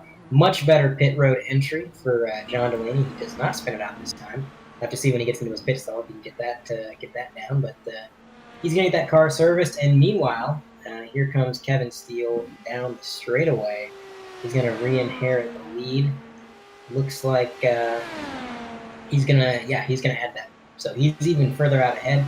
The short stops are working, definitely for him. And the only thing I'm thinking is maybe with these short stops, he is putting himself at a worse fuel situation. Any chance there would be of maybe cutting out one pit stop is kind of dissipating every time he comes in early. But like you said, Josh, I think that chance of saving for anybody is pretty much nil. So maybe it's not even worth it to try it. You know what I mean? So he's just coming in, getting the short stops, and I don't think he's expecting anybody to try and save. That pit stop there by Jonathan Delaney was 16.4 seconds compared to Kevin Steele's 9.9 seconds. These IndyCar pit stops are so quick, so I'm not sure why it took so long for Jonathan Delaney. I'm wondering if he may have had some damage repairs, but he said he's actually going to come back down into pit road. Possibly a speeding penalty. Maybe he was going a little bit too quick. I don't know. It's a weird situation, but that kind of removes any threat that Kevin Steele was facing. I think Delaney was probably the best bet at maybe trying to make a run for it. I mean, now with this happening, that's one less car on the lead lap. He's definitely going to go a lap down by the time he gets out. And that leaves 5 cars on the lead lap. Bryce Hoffman in 5th, Chad Edwards in 4th, Wayne Grassley 3rd, Dalton Mobley 2nd, 15 seconds back from the leader. So Kevin Steele with a huge lead, almost half a lap at this point.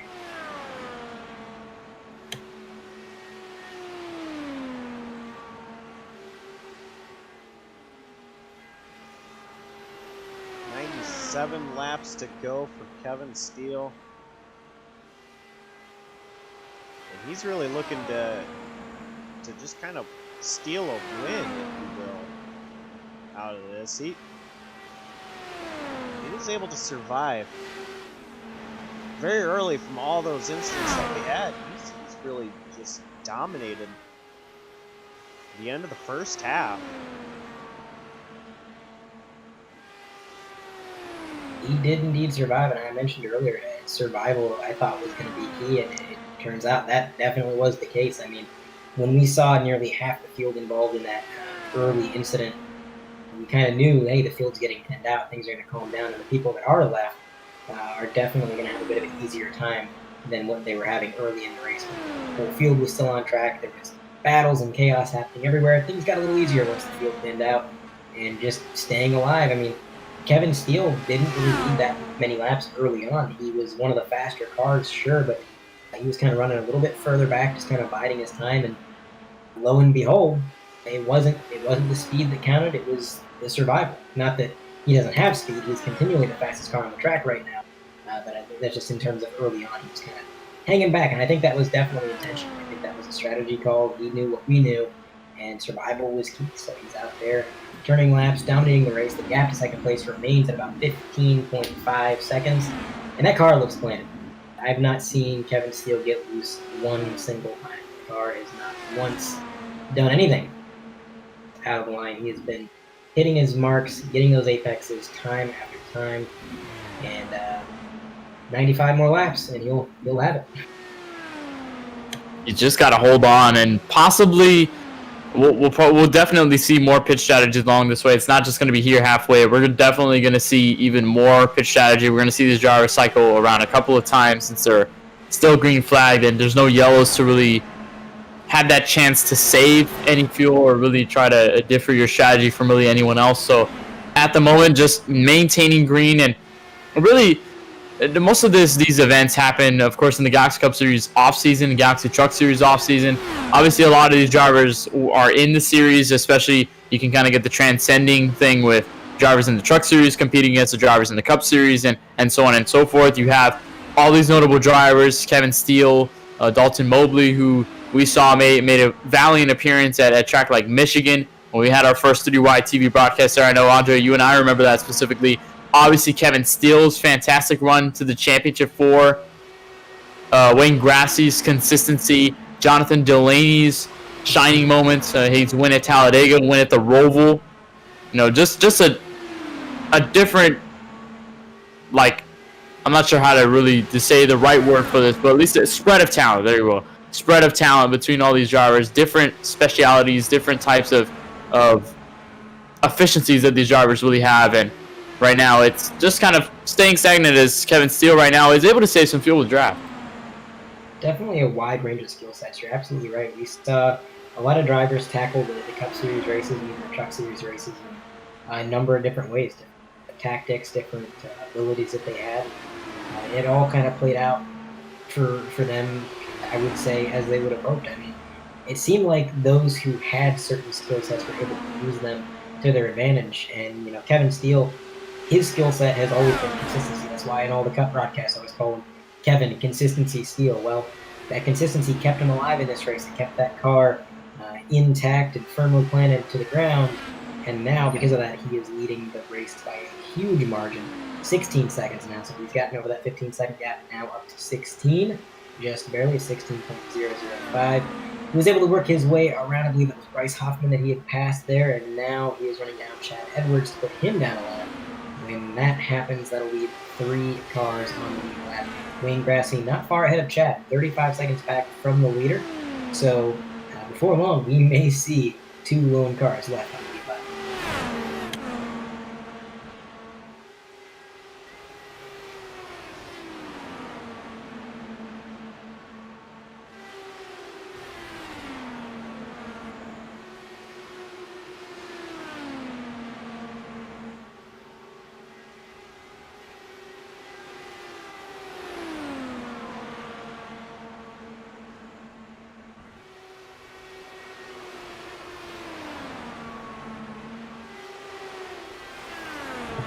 A little bit more lap traffic for the leader up ahead. Still closing in on the machine of Chad Edwards. Actually, Edwards able to kind of pull away a little bit there. Not quite closing the gap as fast as I thought. So he's going to, for now, maintain his lead lap position as Bryce Hoffman continues to fall back a little bit. Lap time difference between the leader and Bryce Hoffman. So last time around for Kevin Steele was a 41.546. And Bryce Hoffman, the number 102 machine, was a 41.634. So quite a bit faster from the leader. He is definitely still the fastest car on the track. I don't think anybody has anything for him. Even with a little bit of draft help that these guys have had occasionally, they're still just not quite able to finish out the deal here and maybe close the gap. They just continue to fall back. Kevin Steele dominating, and just nobody has anything for him. He is absolutely doing phenomenal this race.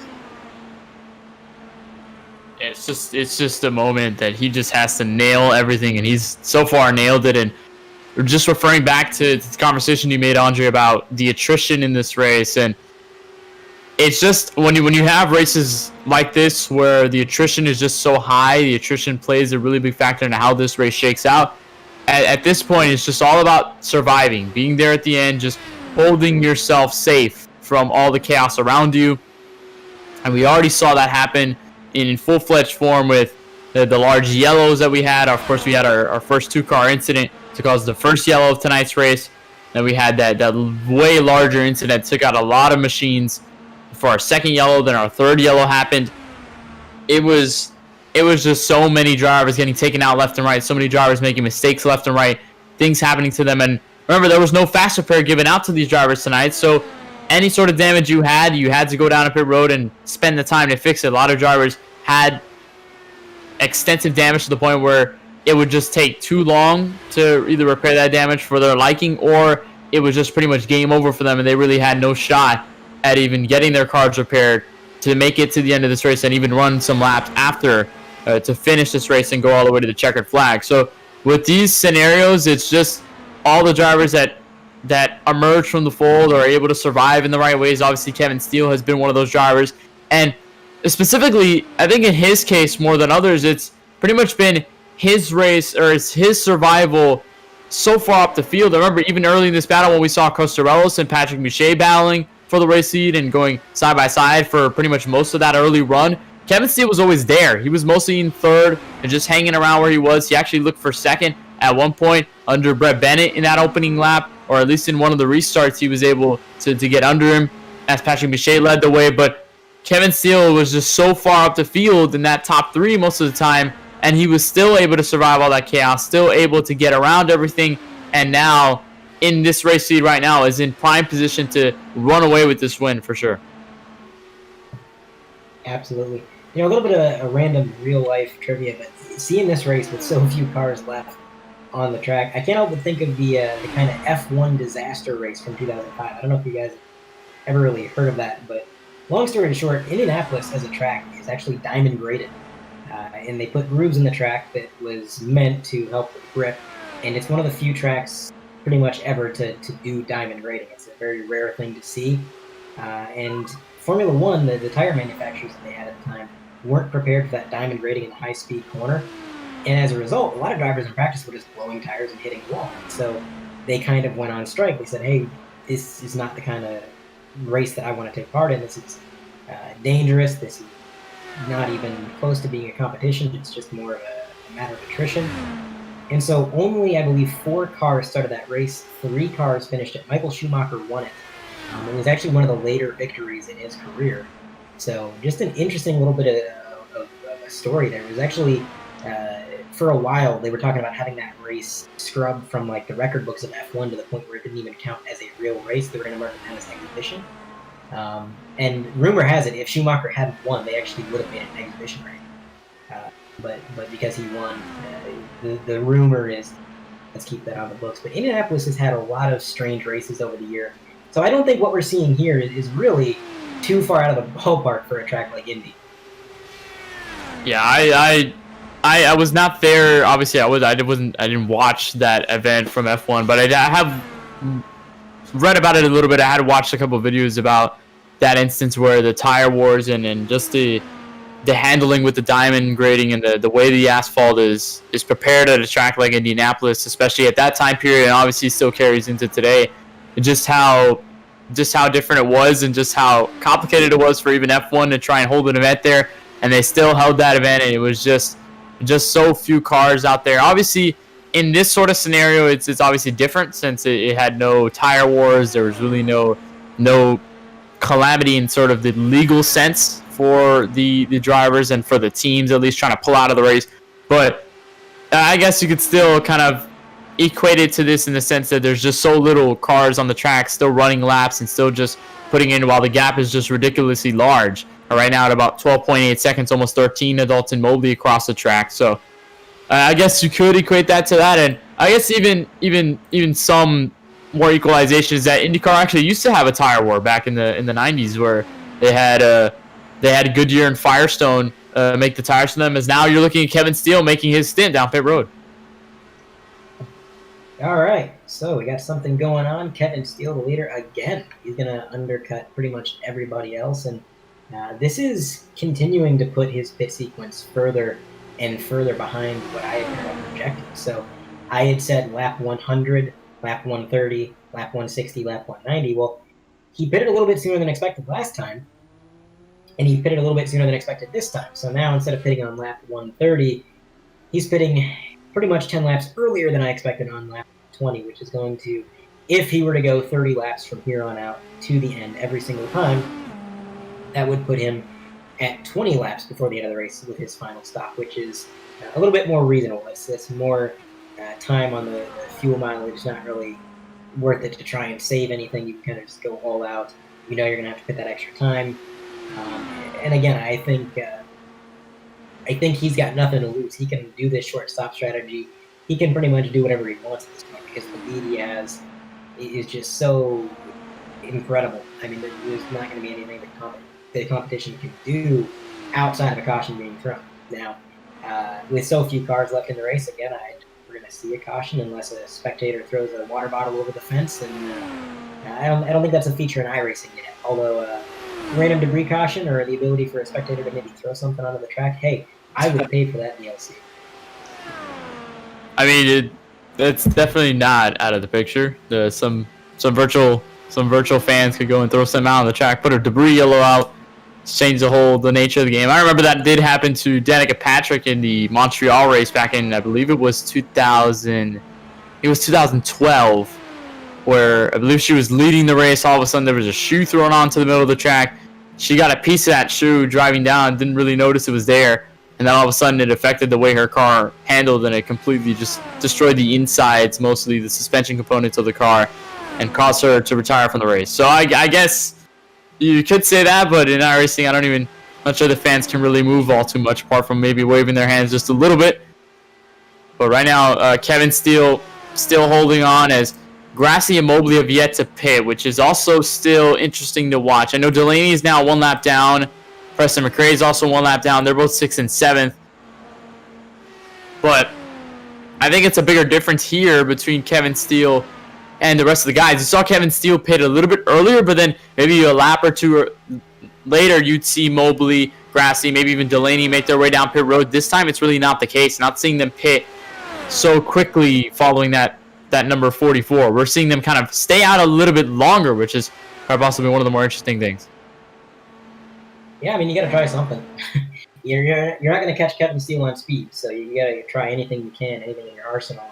Maybe just staying out as long as you can. And who knows, if by some random act of God we happen to get a caution, who knows? Maybe staying out could be the play. But I think there was a little bit of tire lockup from John Delaney there. It seemed like he got a little bit of tire smoke there as he rounded the corner, but he gathered it up. He's all right. He's continuing on. He's going to keep on keeping on. And Dalton Mobley, Wayne Grassi still yet to come down pit road. They're going to continue their stint here. And looks like they are once again going to go back pit road. So Kevin Steele just patiently waiting for those guys to make that hard left turn. Me and Eric lead back. And yeah, everything just pretty much remaining pretty calm so far in the race.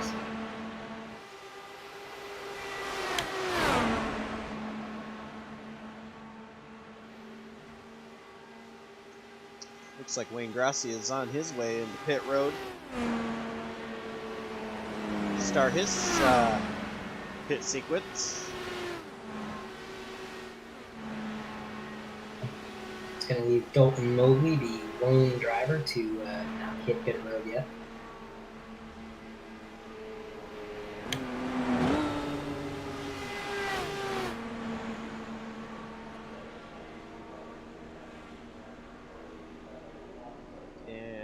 Looks like Wayne Grassi may have overshot his pit stall. He had to back up.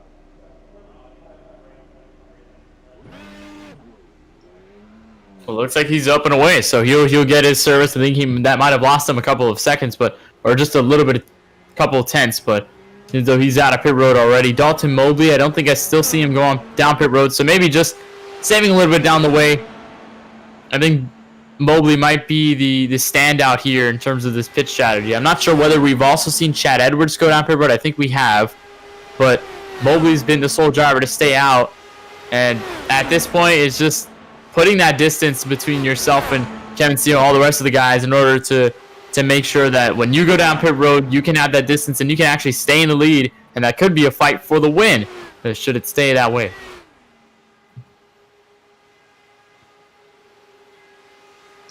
Actually does not look like either Chad Edwards or Bryce Hoffman have pit yet. As I say that, we have Chad Edwards coming down pit road. He's going to make that hard left turn, get that car service. That's going to put him back down a lap. Bryce Hoffman, I believe, also has not pit, so he's going to be another one to have to go ahead and make that hard left turn. Dalton Mobley still leading the race. He has a 23-second lead, but of course he has not serviced that car yet, so he will be, eventually he's going to have to stop. Not really going to be much of a choice about it. I'm not surprised we saw him stay out this much longer than Kevin Steele has been kind of undercutting every time he's been pitting, I would say, a fair distance before he really needed to. He probably had a good amount of fuel left in the reserve, whereas it seems like Dalton Mobley has been kind of staying out a little bit longer each time, and unfortunately, it just hasn't played out to the point where that gives him an advantage. Again, if the fuel mileage had been a little bit closer to the end, and if there was enough cars left to draft and save fuel, maybe some strategy could have came through in the end for him. But thus far, it just doesn't quite look promising. For Kevin Steele, it is promising. He's going to inherit the lead when 77 has hit, and at that point, there is no competition from behind. Bryce Hoffman, 35 seconds behind Kevin Steele, and Dalton Mobley, again, when he pits, that's going to lose him quite a bit of time. So Kevin Steele continuing. Here comes Dalton Mobley into pit road now. You know, he was riding behind John Delaney for a while there. Wondering if it was part of his plan to just kind of ride behind Delaney and save some fuel. He's about in the window of where he would pit normally, and actually Kevin Steele just goes by, so Steele already going into turn 2 now, so he's going to have a huge lead, as expected, as Mobley is just now exiting pit.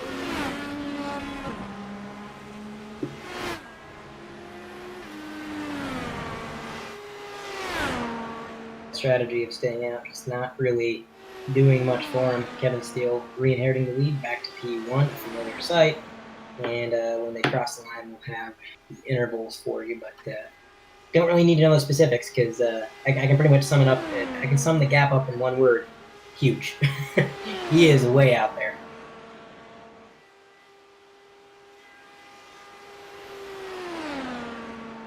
And I can confirm that at this stage, it is only Dalton Mobley who remains on the lead lap with Kevin Steele. Chad Edwards is a lap down. Wayne Grassi's a lap down. Bryce Hoffman's a lap down.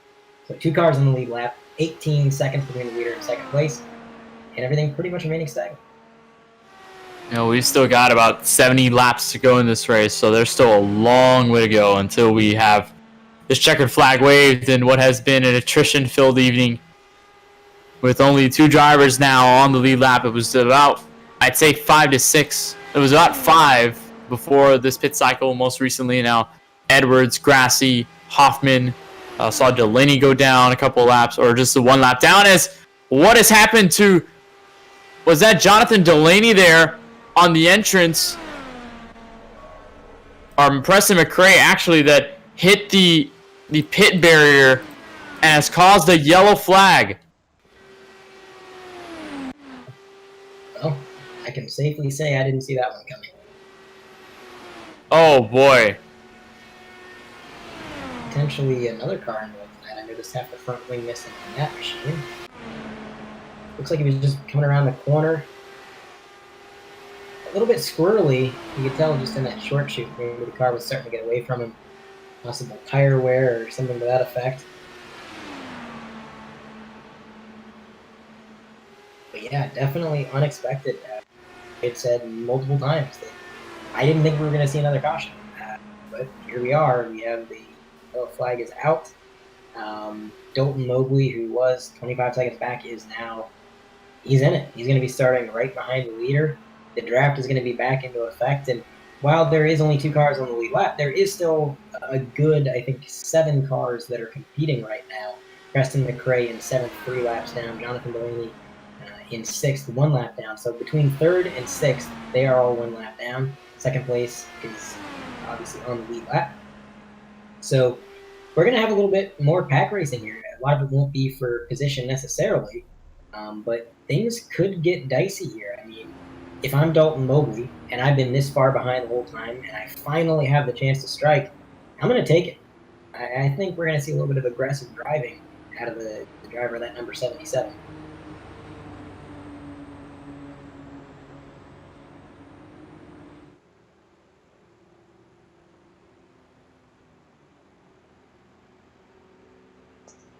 Kind of surprised there that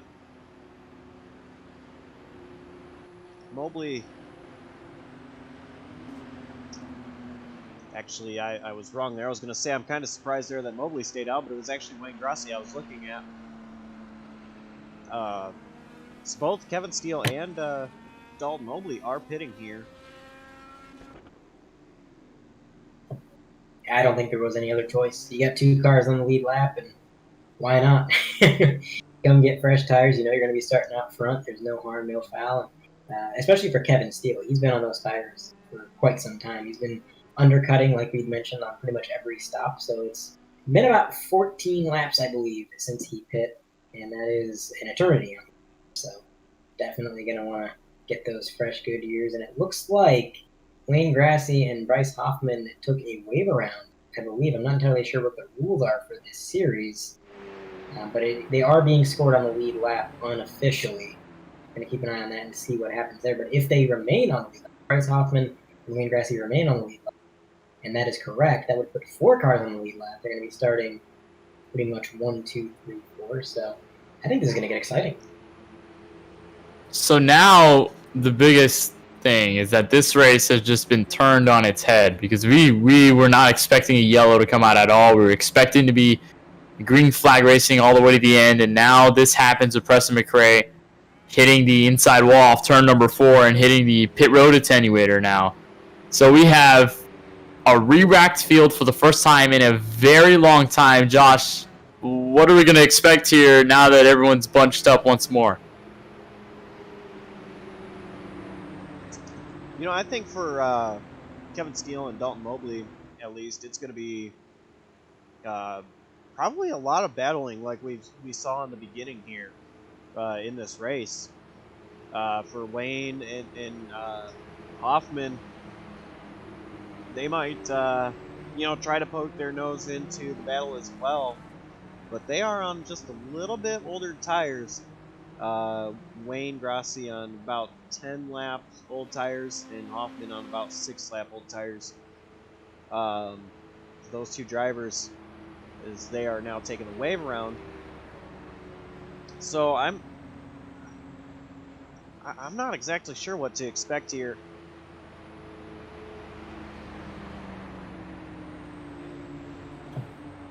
Well, another interesting thing that this has kind of caused. So we're on lap 135. The drivers just pit about 2 laps ago.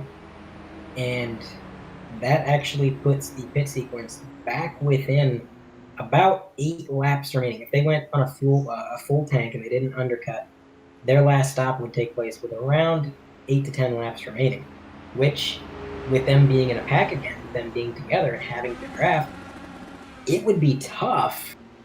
And they would have to make sure that they stay together through the pit sequences, that they don't get too far out ahead and lose the draft. But if they did, I could almost see somebody being crazy enough to try and save that amount of fuel.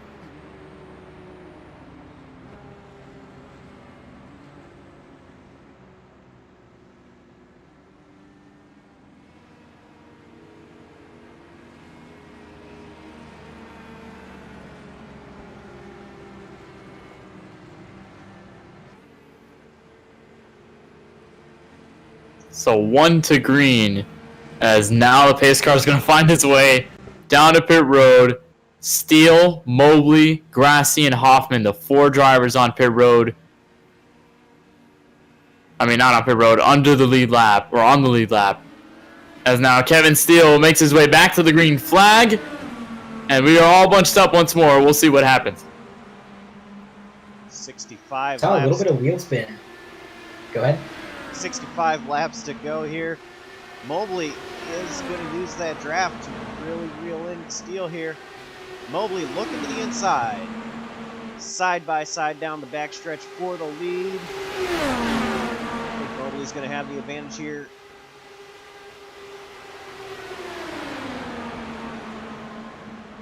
And he secures it. That is Dalton Mobley into P1. He did get clear of Kevin Steele.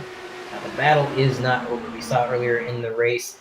It seems like they get locked into these battles where they get the lead, then the guy behind them gets the draft, and they just kind of trade it off like they're playing hot potato. And that's what we're going to see here, I think. The question is, how aggressive do they get? And does the guy in third maybe think, hey, let's let these leaders battle it out. Let's let them use up some fuel. I'm going to ride behind them and draft and save some fuel. So that's another thing we could be doing. And mentioned, I saw a little bit of wheel spin from the leader on that restart. And I think that might be, that's the first time I've seen anybody spin the tires on a restart all night. And again, I think that might just be down to these guys have been turning lap after lap after lap. And they might have just kind of got complacent and just started to kind of make these minor mistakes like that. And luckily, Kevin Steele didn't lose the lead with these close tires, but he definitely spun him. That could have transpired into something much larger had he not been on his toes. Luckily, he was able to get that thing recovered almost immediately, and some heads-up driving by him. Looks like the bottom line just not quite able to get it done. Mobley has been making that move on the bottom. He gets the run. He dives down right against the infield grass, gets door to door, but then that's about where it stalls out. Kevin Steele gets the run going into the corner, and then out of the corner, he's able to get back in the lead. So that car is just looking super strong. It seems like no matter where anybody tries to pass him, if they try to pass him on the top, whether they try to pass him down low, it just doesn't work. That car is absolutely planted, and it is fast. Meanwhile, on the flip side, Kevin Steele, if he does fall behind, a few times we've seen him further back, he's made some of the only passes we've seen all night on the high side.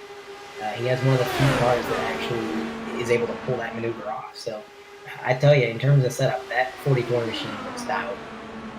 Yeah, there's only been 2 instances. One with Patrick Muchet where he made the move to the outside to take over the race lead, and then that second one happened by Kevin Steele. So Kevin Steele can definitely pull that out of his hat if he does lose this race lead. Right now, it's still not the case, as Mobley has not found a way to get around that number 44 just yet, and really just the dominant lines all the way to the bottom. We saw Patrick Muchet and Jimmy Costarella's battling, and the driver on the outside would get a run up to about even with the leader, but it just wouldn't be enough to really take the race lead in the corners, and it wouldn't really be as strong most of the time.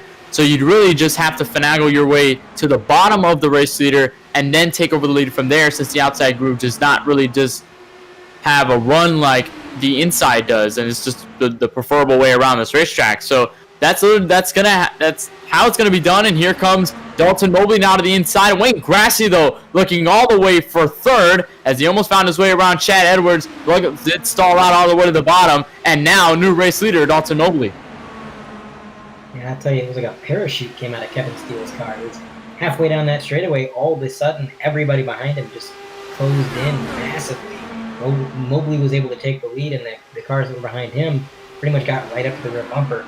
Then their run sort of stalled out, and they fell a little bit further back, as you can see now, but just kind of a weird situation. Mobley now with about a 3 to 4 car length lead, fairly comfortable for the time being, but as straight away, that 44 is going to catch that draft. He's going to say slingshot engaged as they make their way into this corner. Not quite going to make the move. He's playing a little bit patient. Gotta wonder if maybe it's a little bit of strategy. Maybe he wants to draft. Maybe he wants to be in second. Maybe save some fuel. I think being out front all race long, he's been able to learn how much he burns fuel a lot more So I think maybe right now, if he is just kind of wanting to ride in second, maybe save a little bit.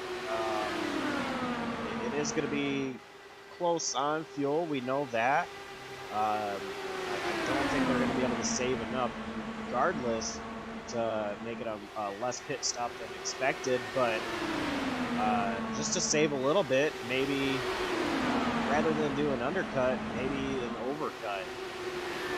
Not something that is most common per se, but it is possible. And with the kind of speed that Steele has, he might just be trying to be a little bit patient here. And do these guys maybe try to sync up their pit sequences a little bit more? Because it seems like once they get separated, any hope of trying to run down the leader is gone. I mean, with the way that this track races, how wide open it is, you can't run down the leader just by running the track faster because everybody is running flat out. You need the draft. You have to be together in order to really have any hope of overtaking. So if I'm the guy in second or third or even fourth, I'm thinking I'm going to pit with the guy in front of me so that I don't get left out on my own. Something that we saw earlier on in the race, I would say between early laps 40 to laps 90, was the cars just kept getting more and more separated. Every single time they'd come down the pit, they would get a little bit more separated. Somebody would get a better pit road entry or a better pit road exit, and eventually those seconds became, dozens of seconds between each car. And at that point, any hope of trying to run down the competition was gone. So I would say from a competitor's standpoint, it would be in their best interest to try to stay linked up, but we haven't quite seen that so far tonight. And another thing is those first four cars that you see are not the top four.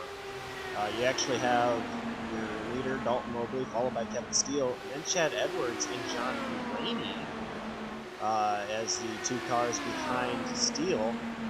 And then you see Wayne Grassi and Bryce Hoffman.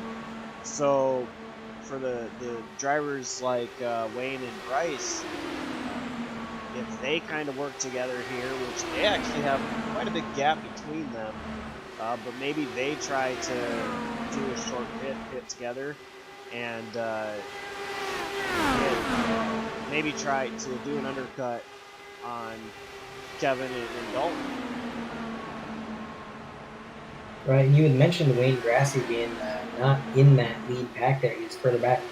I was looking from his onboard camera, and it looks like he has lost the draft. He is not within drafting range anymore, so he's pretty much on his own. He's going to be going on average about 5 miles an hour slower down the straightaway, and that's just going to continue to hinder his progress. So that's why I was talking earlier about wanting to stay together, because once you lose that draft, it is almost game over at that.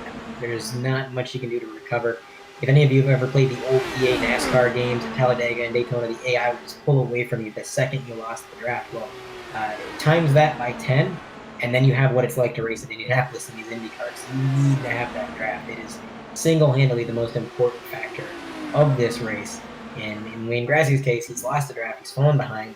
I believe that he might have a little bit of damage. I've been listening to his car, and it almost sounds like it's down a few revs. That could be why he lost the draft in the first place.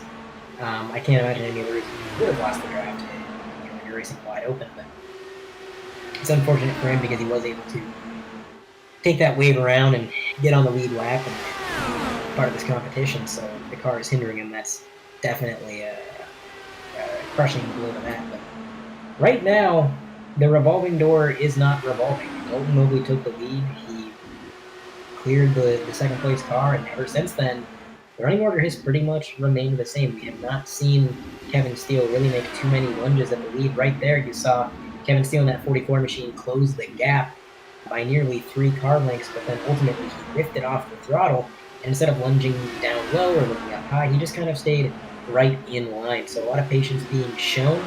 It would appear as though being on the offensive is not what's on Kevin Steele's mind. Right now, he's turning laps, following in the leader's tire tracks, and I think just biding his time.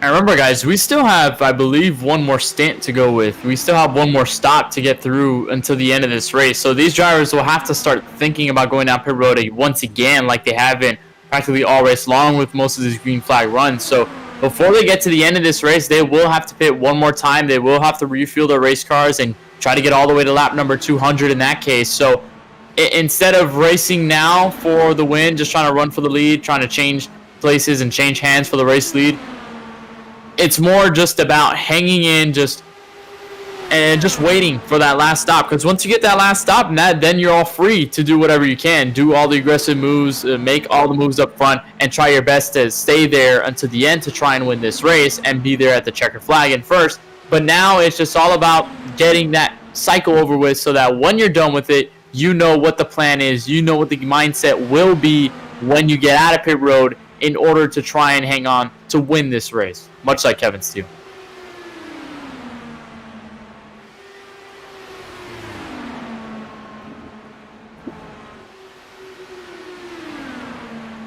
And I do believe it'll be around, I'm going to say, lap 165 to lap 170 when they do hit pit road again. They last pitted around lap 133. We're currently on lap 151. So they've gone around 10 laps so far. Or, I'm sorry, 20 laps so far. They can go about 30 laps on a fuel run. So they're roughly 10 laps out from a fuel run, and we're going to have to see how that plays out. Because, again, I don't think they can make it to the end from their next stop. That would be roughly 40 laps, and that would be pretty overkill. I'm not sure that's possible unless, like I said, they did a lot of intense saving. We do have a car down pit road. There's going to be Wayne Grassy in that number 7 machine. Yeah, obviously, he had lost the draft. We mentioned he was just kind of falling back, so he might just be undercutting here, seeing what he can do with fresher tires. Again, it's one of those situations where the way this race has played out, the way things have gone, the only thing you can do in a situation like what Wayne Grassy is in is throw a wrench at it. Try something crazy, try something bold, because at this point, he wasn't going to run down the leaders. He wasn't going to win the race that way anyways. So why not try something? If it works, it works. If it doesn't, then no harm, no foul. So definitely, I think a good call by Wayne Grassy. If he can gain some time, let's say the leader pits in 7 laps, and Wayne Grassy has been about a second or two faster per lap on those fresher tires, that puts him back in the game. So we'll just have to see. But right now, the show remains the same up front. It's still Kevin Steele trailing Dalton Mobley, who is still in the lead. And lap times, pretty much identical. 40.996 for the, I'm sorry, it was a 41.2 for Dalton Mobley, and behind him, Kevin Steele, 41.0.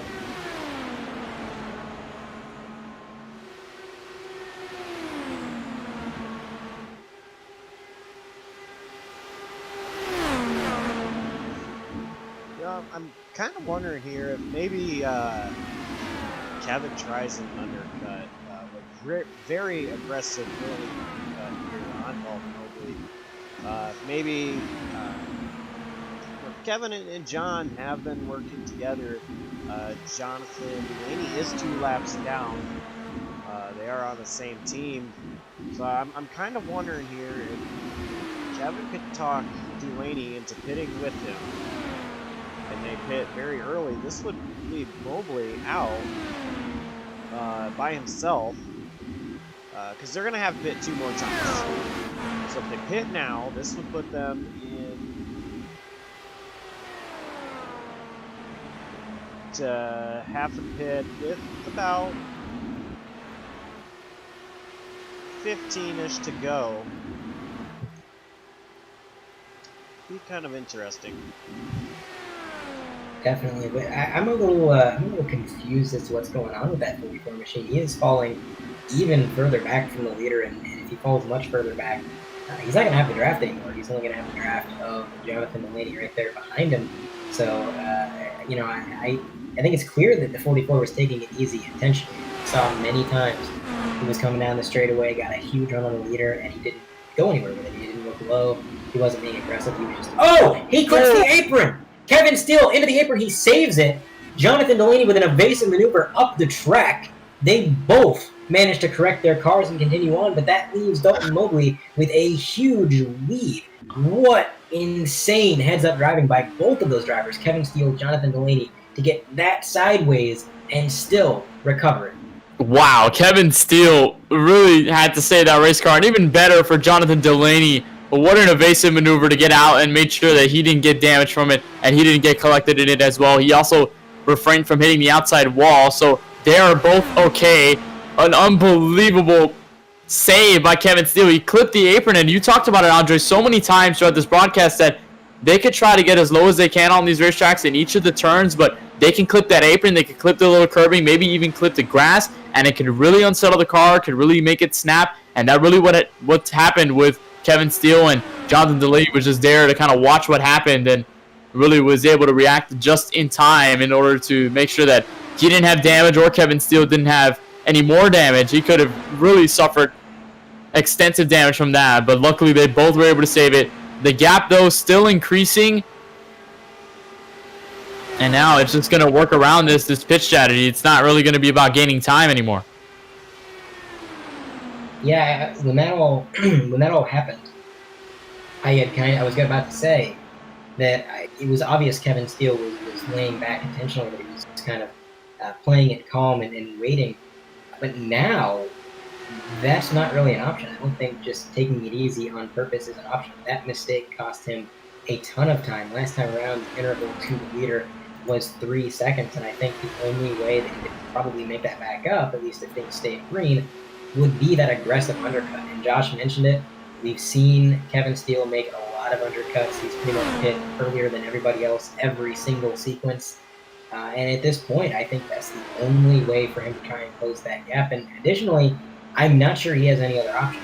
That slide was pretty big, and it does not take that much to flat spot these tires on iRacing with this tire model. You slide a little bit, and that car is never going to handle the same. So not only a short-term time loss there, but long-term degradation of his handling that he's going to be facing, and he's going to have to make his way down pit road if he wants to get that corrected. I think you can see that in play right now. He's falling further back, and Jonathan Delaney is just sailing away. I'm actually really surprised that Kevin hasn't come down the pit road yet to get those tires off. I think I would have come down and gotten those tires off right away after a move like that. But maybe that's why I'm up here and not down there racing this race.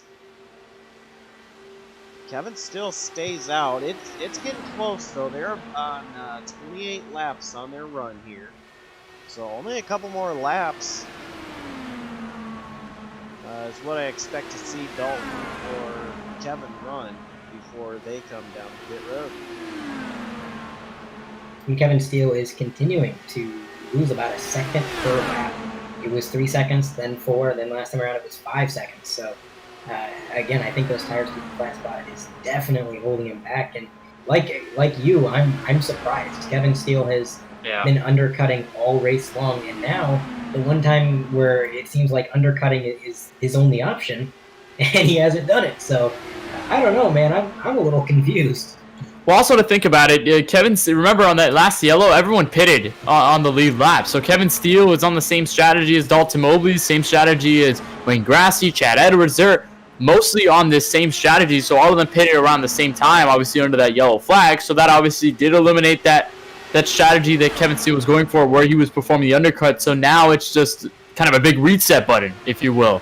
After that yellow came out, after it changes everything, it really can interrupt your rhythm. And if you have a big strategy going, if you've already adapted to the strategy of flag-to-flag runs, green flag pit stops, all of a sudden the yellow comes out, it changes it completely, and that playbook is getting thrown out the window, and you kind of have to rip out, don't necessarily have to throw it out the window, but you could just rip out the page and have to start blank from scratch. So Kevin Steele, I think in this point, is now just on the same strategy, and you think now with the undercut it would help him significantly, especially since that incident kind of flat spotted his tires, and he's definitely slower on the racetrack than a lot of these drivers. It's definitely not helping him, because if he pits now, he's in danger of going a lap down and potentially just ruining his chance at a race win. Yeah, that car, it doesn't look good anymore. I mentioned earlier how stable and planted that car looked. Now, every time he goes through the corner, I'm seeing that the front end of that car change angles multiple times. He goes into the corner, and then the front end wiggles a little bit, and then he goes a little bit further through the corner, and wiggles a little bit more. It just seems like it's kind of all over the place, and I think he's just lost the majority of his front end grip, and despite that, he has opted to stay out an almost absurd amount of time. He's now 8 seconds back from the leader. You mentioned if he pits now, he's pretty much guaranteed to go a lap down. You are absolutely correct. I'm not sure I understand the play. I really don't. And how much has the picture changed? I mean, I couldn't have imagined a situation like this 50 laps ago when Kevin Steele had a half a lap lead on the next closest car, and there were only 2 cars on the lead lap. Now there's only 2 cars on the lead lap, but it's not Kevin Steele with that half a lap lead. Dalton Mobley, your current leader, looks like he's coming down pit road, so Kevin Steele will inherit the lead temporarily. But overall, this is not a good thing, I don't think, for the 44. With Dalton Mobley coming down 1 lap earlier, that's 1 extra lap on the fresher tires that he's going to have to gain some more time that he didn't really even need. He had a huge lead to begin with, so only further extending his lead, and Kevin Steele kind of suffering as a result.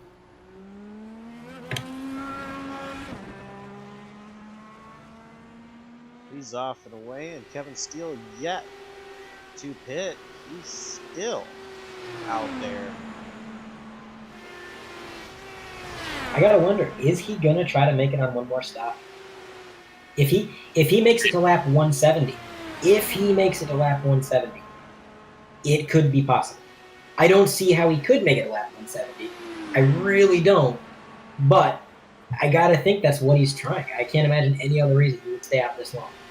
It's just at this point you have to take the risk, because if you end up pitting now and you get on this run about 30 laps going to that fuel run, it's very risky, because you risk kind of being short up to the checkered flag, and then all of a sudden you don't have any much fuel left in the tank to reach around to the checkered flag when we get to lap number 200. So it's now you just have to try and get the most you can, try to squeeze everything out of that car that you can before you're basically forced to go down pit road, and you basically have no other choice unless you're just going to be sputtering out and run out of fuel right in the middle of the track, and then all of a sudden you're just going to stall. Could cause a yellow flag. But at this point, Kevin Steele has really nothing to lose. He's just going to have to try and hold on the best way he can, and it's very tough to do so at this moment. And now Kevin Steele's going to go down pit road. Yep, he is opted to come down pit road, lap 167. That's going to be 168 when he crosses the line on his way to the pit stall. 33 times around the circuit after he is fueled up. 32 times at speed. I don't know, guys. You think he can make it from there? So actually, yeah, he had 33 laps on his tires. There's 33 laps to go. If he's able to save that kind of fuel again, he might have an advantage here, where Dalton Mobley is now on 4 laps on his tires. So he's also going to have to kind of force someone like Dalton Mobley to save. But Dalton, the closest car in front of him is going into turn 2 right now. Dalton is entering turn 3. And Dalton, he kind of played his cards. When he came down pit road early, that really squandered his hopes of being able to make it to the end from that stop, because that would be, I didn't see exactly what lap he came down, but that'd be about 36 to 37 laps to the end. And that, I think the 33 that Kevin Steele has to do is enough of a stretch, let alone an additional 3 to 4 times around the circuit. So, man, this is going to be really crazy. I think Mobley is definitely in a situation where he could save fuel a little easier, because he does have such a huge lead. He's got 10 seconds on Kevin Steele. So that's 10 seconds he can kind of afford to lose as he lets off the throttle a little bit sooner, maybe rolls into it a little bit later, and just slowly over time, lap after lap, saves some fuel. Whereas Kevin Steele, being the car that is behind, if he tries to save too much fuel, he's going to keep falling further and further back. And there comes a point in a strategy like this where if you fall too far back trying to save fuel, then the car ahead of you gets far enough ahead that he can pit, get a splash of gas, and make it out ahead of you before you even pass him. So that's a situation that he definitely doesn't want to put himself in. So, man, this is going to be a really close situation for both of them. Although now, look at this. Kevin Steele has a car right with him. That is Jonathan Delaney making the pass on the low line. And then Chad Edwards behind him. He's now going to be in the middle of two cars. If you're trying to save fuel, that's where you want to be. Having a car in front and behind the air is going right over your car, and you're going to be saving a ton of fuel that way. If he can stay in that situation, that could almost guarantee that he makes it to the end. And also, this is not for position. Delaney is 2 laps down in 5th. Chad Edwards is 1 lap down in 4th. So there is really no benefit to getting around Steele. There's really no benefit if Steele gets around them other than just being in front of them. It's not for position. So this is the perfect situation to be in. Just stay within this draft, hang in this group, and just be there the best you can. Because even then, it's not like Chad Edwards, if he went to pass Delaney, it would be for position. That's also not for position either. So in this entire case, this is probably what Kevin Steele wished for, and the gods have given him the gift of this draft right here in this 3-car pack. So I was going to point that out, actually, while Andre, you were talking, with Mobley being in the best situation to be able to save fuel. I noticed, so 1 lap after Kevin Steele pit, Delaney pitted. Delaney was able to get by Kevin Steele, and I was thinking in my head, I wonder if he is going to, Delaney, being the he that is, going to get past Kevin Steele for Steele to save some fuel. Like I said, they've been working together this race. So I wonder if that was maybe a team call there. I mean, Delaney, he's 2 laps down. The only way he's going to be able to have any shot is if there's some kind of craziness that happens with 28 laps to go and only about 5 cars on the track. Not too likely to happen, but I wonder, like I said, if there was some kind of team call for Delaney to get ahead of Kevin Steele so Steele could save that fuel to go on to eventually get the checkered flags. That run just before the run that we just got done doing, Steele was behind Delaney for a lot of the run. So he was able to save fuel behind Delaney then as well. So I think this fits perfectly in Kevin Steele's plan to go on and collect the checkered flag at the end of this race.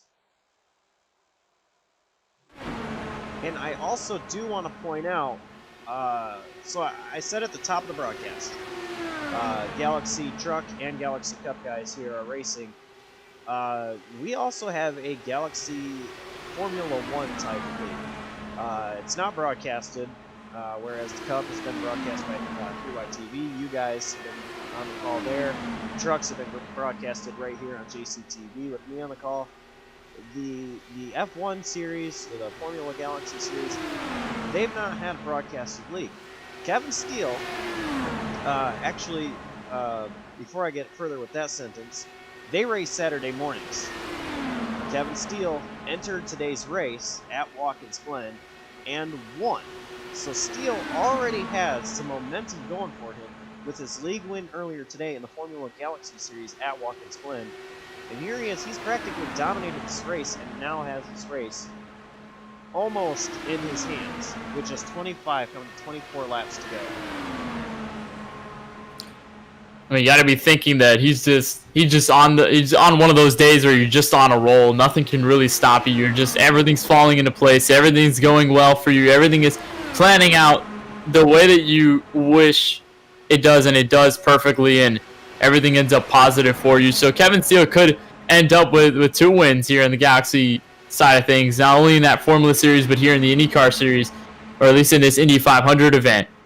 So that could be definitely feel-good moments for that 44. And already when you have a win in one day, you go into that second race, you're definitely feeling a lot better than you did when you entered the first race, because you're going into the first race like you have a certain amount of expectations. You may feel confident about your car, but you're not really sure how it's going to play out. Then all of a sudden, you win the race, and then you're going into the second race, and then you're already feeling good about that win earlier today, that you're kind of a little more confident in what you can do in the second race. I guess that confidence really has shown from Kevin Steele tonight. There's been moments where he shined. This pitch strategy has been full of perfect execution, and right now, I think if he's able to take this win away as Wayne Grassy goes down pit road, Kevin Steele goes up to second, this is just going to be a 2-for-2 day for Kevin Steele on a Saturday. But it all hinges on the leader not making it to the end. He is hoping that Dalton Mobley has to pit, and again, Dalton Mobley has a almost insurmountable challenge in front of him to try and make it the amount of laps that he has to make it on a tank of gas to really secure the victory. But, I mean, what choice does he have but to try? If he pits, especially when Kevin Steele's in a situation, I gotta wonder, not to cut myself off here, but I gotta wonder if Mobley is even aware of the situation with Kevin Steele. Does he know that Kevin Steele is good at the end, or more than likely good at the end, I should say? Does he know that Kevin Steele has this draft help, or is he just out here turning laps thinking, oh yeah, we both have to pit again, and I'm pretty much in the clear? Because that knowledge could maybe change how he races. If he doesn't even know that Kevin Steele is in a good situation to make it, then he might not even be trying to save, which would only be better for Kevin Steele. Yeah, that's a really good point. Maybe if Dalton Mobley is just completely unaware that this could even end the way it does, it could really affect the way that he makes his decisions, and all of a sudden he could probably feel comfortable about what he's going to do, and then he gets thrown off guard when something else happens and can completely throw him off his tracks, and could force him to make some situations. Maybe Mobley knows that Kevin Steele is in that position. Maybe he's in communications with some drivers. Maybe they know. Maybe he's just the observance around the track that he knows that Steele is performing this and just trying to survive all the way to the end, keep the gas in his tank to the end, and go to lap number 200. So maybe it's just all what Mobley's going to do here, what Mobley's going to decide to do. And even then, even if he's completely aware, it could still end up unfortunate for him. He can know that Kevin Steele's going to do this, yet he's all by himself. He can't really save as much fuel, and then all of a sudden he would be forced to go down pit road regardless. So it could still happen in any matter of ways that could result still in Dalton Mobley losing this race from that pitch strategy and just pretty much making it to the last drop. And interestingly, last time around for Kevin Steele, it was a 41.79. Now for your leader, Dalton Mobley, it was a 41.2. So that is an indication to me that Mobley is flat out. He is not trying to save. He was several tenths of a second faster than the guy behind the guy who has draft help. You would think these three cars linked up would be a little bit faster than one car, and here comes Dalton Mobley down pit road. He was not saving. He didn't think he could make it to the end, and now on lap 181 of 200, he's coming down pit road.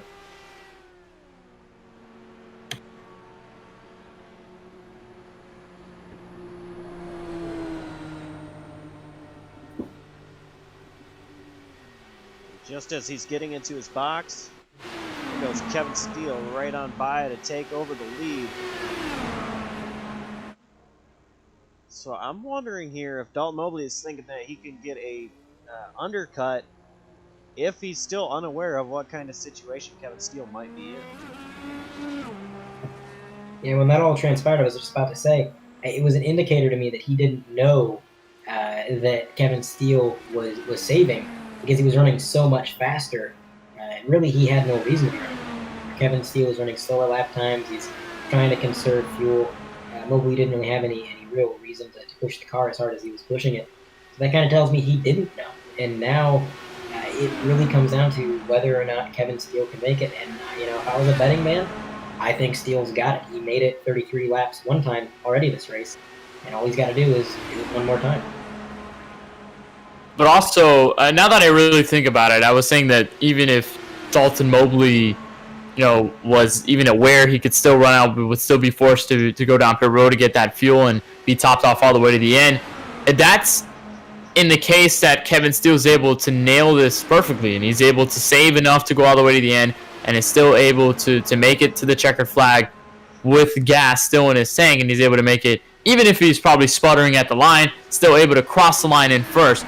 But if Kevin Steele runs out, then that really just opens the door for Mobley to just take this lead away. If Kevin Steele just runs out of fuel randomly coming into one of these turns, or could run out of fuel within the last couple laps, Mobley can still take advantage, Mobley can still get by, and Mobley can still inevitably win this race. So it's those situations I pointed out earlier were just kind of if Kevin Steele's side was 100% and if it worked. But it still is in the cards right now. It's still a risky move that Steele is making right now in terms of staying out. Right, and we are kind of operating under the assumption that Kevin Steele is going to make it. And I think we have good reason to think that. Like I said, he's made it 33 laps once already, and that's the exact distance he had to go last stop. So I think he could definitely do it, short of something bizarre happening. Maybe he's burning more fuel than he thinks he is, or maybe even a caution comes out. We do have 3 cars running together in a pack. All it takes is one of them making a mistake, and we could have a couple cars getting collected, and that would cause a yellow. So, I mean, nothing's written in stone. We don't know 100%, and you never know until the race is over. But it is looking preferable for Kevin Steele, and I think, I mentioned earlier, when I saw that they had that caution around lap 130, I knew it was a possibility. Somebody could try to make it in one less stop than the next guy. But it would have been difficult to do, and it definitely was kind of, in the terms of the current situation, it would have been a last resort thing. It wouldn't have been something you'd want to do just to do, and Kevin Steele put himself in that situation. He got loose. He lost the draft of the leader. He was falling behind, and so saving that much fuel, well, it was his last resort, and he managed to, so far, pull it off. And we're just going to have to see if he can complete the strategy and make it to the end.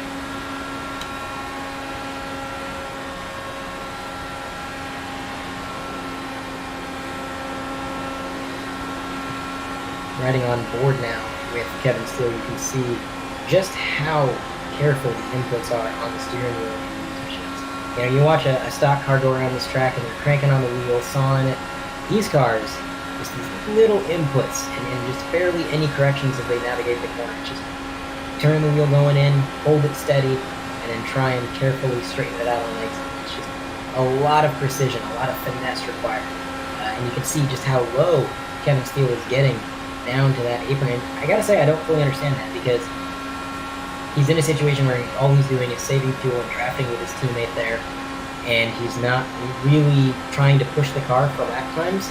So I don't see the advantage of risking making the same mistake he already made. We saw him go a little bit too far down, clip that curb, and get loose one time. So I don't know if I was him, that I would be risking doing that again, especially when things are looking up and like he's kind of got the preferred strategy pointing out right. Hey, he's driving the car, I'm up in the booth, so that's just one guy's opinion. And there is 12 laps to go until we get to this checkered flag. And still, you're riding on board with Kevin Steele, just looking at the inputs he's doing and the amount of gas he's putting in the car. You see him get that draft up to Delaney, and then I think he lays down on the gas just a little bit, just to make sure that he stays within drafting distance and he's able to save a little bit of fuel while he's at it. You see the distance grow in the corners, but then when he gets that straightaway, he gets the big drafts. You can see him go full throttle now onto the back of Jonathan Delaney's machine. And then once he gets within close enough distance, he's able to lay off the gas, and that could be those little drops of fuel that he's saving all the way to the end, or at least to ensure his way to lap number 200, checkered flag, and take an Indy 500 win in the Galaxy Series. Something I've been watching here is the RPMs, or the lights that you see down there. You got the four green lights, 2, now 3 yellow lights there. They've not gone all the way up, so he's definitely not riding full throttle at all. And not only am I watching that, but I'm also watching the distance behind with Dalton Mobley. There's 11 laps to go, company 10.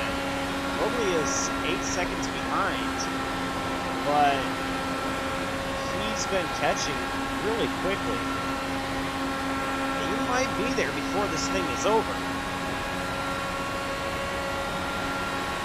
If the gap is closing that quickly, that is a firm possibility. Mobley 8 seconds back, and Kevin Steele probably still saving fuel. I mean, the amount of distance he had to go was right on the edge. There's not really going to be a time in the remainder of the race where he's able to say, okay, I'm going to drop the hammer and start going full bore, because if he does that at any point, there's a good chance he doesn't make it to the end. Meanwhile, you compare that to Dalton Mobley's situation. Not only does he have much fresher tires, and I'm talking way fresher tires, but he has no reason to conserve. He can go flat out full throttle the entire time, and that gap is closing. It's now 7.6 seconds, whereas it was 8 seconds before. So he may well get there, and I think if he does, there's not much Kevin Steele could do in terms of defense. He's still got to save. He's still got to make it to the end of the race, and trying to throw some blocks or anything risky like that, I just don't think it's a smart play. So 6.5 seconds, so 1 second per lap faster Dalton Mobley is on average. We're on lap 192, 200. And even worse for where Kevin Steele has lost his distance between himself and Jonathan Delaney. So it's grown even further. He's not within drafting distance now. He just has to run his race and maintain that gap, or at least keep that number 77 at bay. It was 8.8 seconds about 2 laps ago. It went down to 6.5 with now 6.3. So it's grown. It's shrank just a little bit less than it has within the past 2 laps. I think Kevin Steele is now acknowledging that he cannot save anymore. He can't pull this strategy any longer, because if he does, he's just going to get beat as Mobley catches up and decreases that gap between him and Kevin Steele. So Kevin just has to start running now. This is his opportunity to be full on the gas and not have to worry anymore, and really just has to punch it all the way to the end and hope it sticks.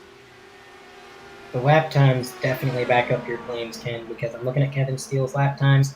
It was a 41.49 last time around, but then the lap before that was a 41.2, which is pretty much the exact same lap times that Mobley was running at this stage in the stint last fuel sequence when he was running flat out. So Kevin Steele, I think, is pretty much on the gun. He's full throttle, and he just has to hope that he can make it, that he saved enough, and that he can just barely scrape by to the end, because there was no way for him to continue saving as much as he was and still win the race.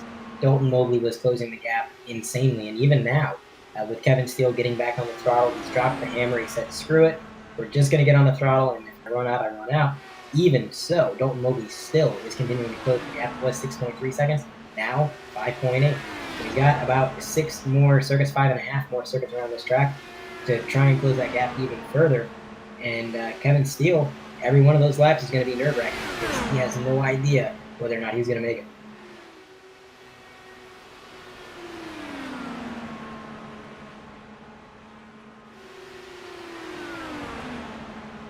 Through turn 4, they're coming to 5 laps to go. I'm sure this is going to be the longest 5 laps of Kevin Steele's iRacing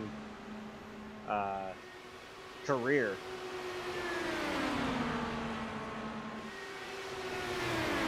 This is just going to be so tense, because now it's 4.9 seconds. It's still closing, even as Kevin Steele's running full out. Even if he's running at his best, it's still not good enough to maintain that gap between himself and Mobley. And there's only just a handful of laps that can separate these two from finishing order.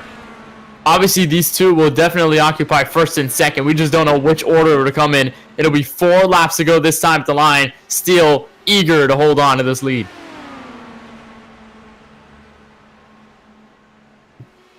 Yeah, I Eager wonder, indeed, and he has. Go ahead. I was going to say, I wonder if Steele feels like he has enough fuel, if he can somehow get Delaney to maybe move out of the way, just kind of let him pass. Because I imagine that this draft, at this point, might be hurting Steele a little bit if he's able, if he does have enough fuel. And the reason I say that is because Mobley, he's 3 seconds back. He's not close to anybody. Now, when he does get to Steele's draft, it will start hurting Mobley. But I just feel like if Delaney was able to pull to his side and allow Steele to get by, that eventually when Mobley gets up to Delaney, that little draft is going to hurt Mobley from the dirty air. There's 3 laps to go. This is going to be interesting. I think you're absolutely right about the dirty air hurting Kevin Steele. You can see when they go through the corner, Jonathan Delaney pulls away a little bit. He extends that gap just a little bit, about a car length and a half. Then they get back on the straightaway, and Kevin Steele closes that gap. And I think it's because being behind another car aero is disrupted enough that when they go through the corner, Kevin Steele has to lift. He has to be a little bit more careful on the throttle and on the inputs. Now closing the gap big time to his teammate, but not making the lunge. Still staying right at his bumper, following in his tire tracks. And behind them, Mobley closes the gap even more. We're on that 199 of 200, 3.4 seconds between first and second.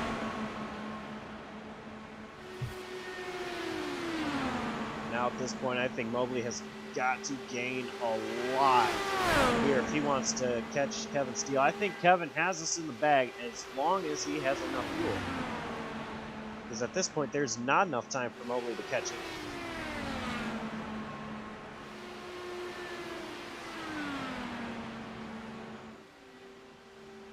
The white flag is waving, and Delaney comes to pit road, so it is going to be all clean and clear in front of Kevin Steele. Does he have enough fuel to make it down the back stretch and through 3 and 4?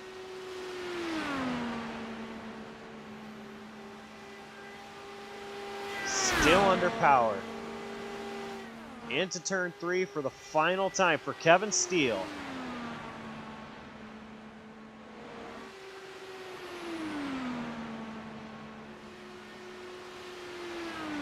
He's going to be off turn 4, down the front stretch, and it looks like he has enough. Kevin Steele is the winner of the Galaxy Indy 500. Wow, what a race. He made it. He saved enough fuel, and he did it. That was, he played that strategy to perfection. I mean, there's no other way to put it. That was him with his back against the wall after he made that mistake.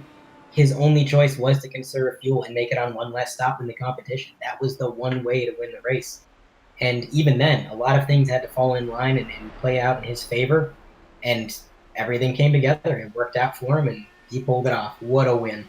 He found that sweet spot at the right moment, and Dalton Mobley was just short. It was 2 seconds flat at the line. The distance at the checkered flag, if Mobley had more time, could have been a different situation, but Steele, a proper way to hold on to the win and pull that strategy off to take an Indy 500 win in the Galaxy Series. What an unbelievable way to take that checkered flag, and I think a deserving way, and so.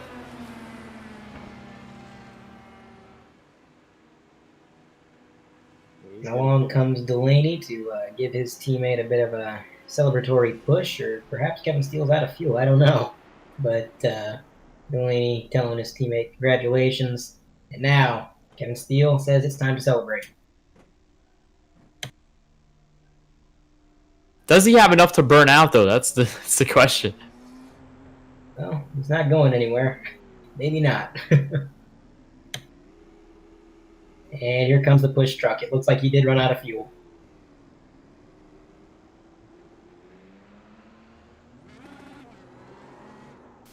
Oh, gonna give him an extra tap, I guess, to help him with burning out the car. It does not matter anymore. Actually, he does have enough to burn out. So Kevin Steele gonna celebrate at the Yard of Bricks with teammate Jonathan Delaney.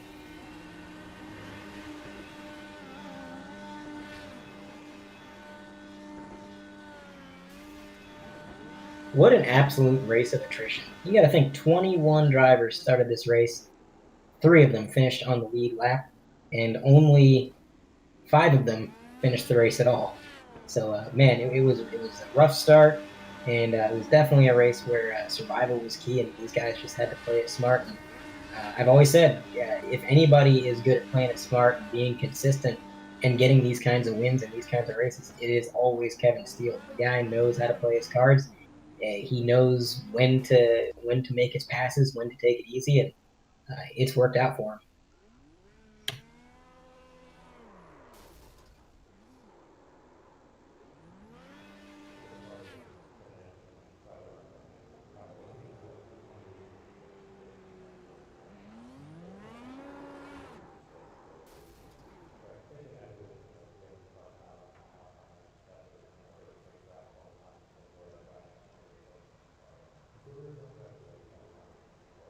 let's go ahead and bring in our race winner, Kevin Steele. Kevin, first off, congrats on an incredible win. We were all three wondering if you had enough fuel to make it. I'm honestly doubted that the one pit stop there at the end was going to work, but you made it work. What an incredible race! Well, first off, I wasn't the one that made it work. John Delaney had a couple mistakes throughout the race and ended up going a lap or two down, and his race was pretty much shot. And I didn't ask him to help. He offered to help, and he ran in front of me there and saved a ton of fuel to the point where I had a good bit left, enough for donuts. But yeah, that's all thanks to John there. Um, did was there any thought in your mind whether or not the strategy was going to work? Oh, 100%. I mean, we had to run so slow. We were running 42 fives, something like that. We were, a second and a half to 2 seconds off the pace, and it was all if Mobley would have, if he would have been able to push that entire time and not make any mistakes, it was going to be really, really close. And you saw, I'm pretty sure it got down within 3 seconds there at the end. Yeah, 2 seconds at the end. Um, the only thing I could really hope for is by the time he got to me, I had saved enough so I knew I could turn the engine back up and push again. And I was just hoping the dirty air would be enough to ruin whatever run he would be able to get. But yeah, there was a lot of doubt about 63 and a half laps of doubt there at the end whether it was going to work. Now, Kevin, I got to ask you. It seemed like once you had made that little mistake, you got on the curb, you got loose. Jonathan Delaney also got loose behind you.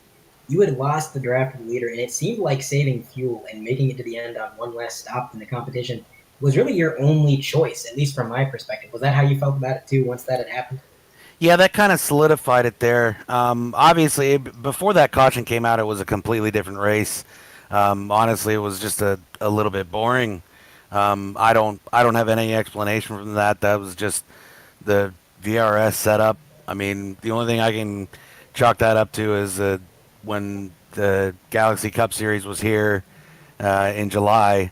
I had about 1,000 laps of practice, and I just used all the same techniques of saving tires and everything like that, and it just worked incredibly. But yeah, after that caution came out, it really didn't really know what I wanted to do because I felt like I could save my tires a little bit better than him, especially if I just hogged the outside line because that way I could save my tires and still run fast, and we could have ran side by side for 10, 15 laps, and I'd eventually gotten around him, and then we would have both probably been on that two-stop strategy. But yeah, once I saw that he wasn't going to save, I kind of got in behind him and thought about saving, thought about running that one-stop strategy, but it was still going to be really, really tough. And I just ended up destroying my tires running behind him. And yeah, caught myself off guard there in turn 3 and got down on the apron and thankfully was able to save it. Thankfully, John was able to save it behind me. But yeah, you're exactly right. As soon as that happened, there was no other option. It was one-stop strategy, and we did what we had to do to make that work. And thankfully, like I said again to John, he's the reason I won this race. So thankfully, we both were able to get that done. Played the strategy to perfection. Congratulations on the win, Kevin. Thank you very much. And I'm probably going to end up supposed to be $25 to the winner, and I'm not going to pay myself. I'm going to end up giving that $25 to John because there's no way I would have won this race without him. So again, a huge thank you to him, and thank you to you guys putting together a short notice show, and hopefully it was entertaining for you. Entertaining it was. That strategy was wild. And before we let you go, I'm very curious to know myself. I mentioned it earlier on the broadcast, your win earlier in the Formula One Galaxy Series. Was there any momentum or any Like, was that on your mind that, oh, this could be really cool to win 2 races in one day? I mean that crossed my mind when I was sitting there with a 20 something second lead because I didn't have a whole lot else to think about. I'm not gonna lie. Um, I guess I got to thank Fanatec Club Sport Formula 2 wheel. I haven't lost a race with it yet. So, but yeah, the Formula 1 race this morning at Watkins Glen was a lot of fun. Not a lot of guys showed up. I just I played my cup strategy of just being consistent and not making mistakes and took home the win there. But yeah, it feels good. It was a pretty good day. Alrighty, well, any other shout outs you'd like to give? Uh, Shout out to JAC TV for pulling it together. Thanks to all three of you boys putting in the work. It was a long race. Shout out to, I don't know if my parents are watching or not, but shout out to them. Shout out to the Apex boys for 2021.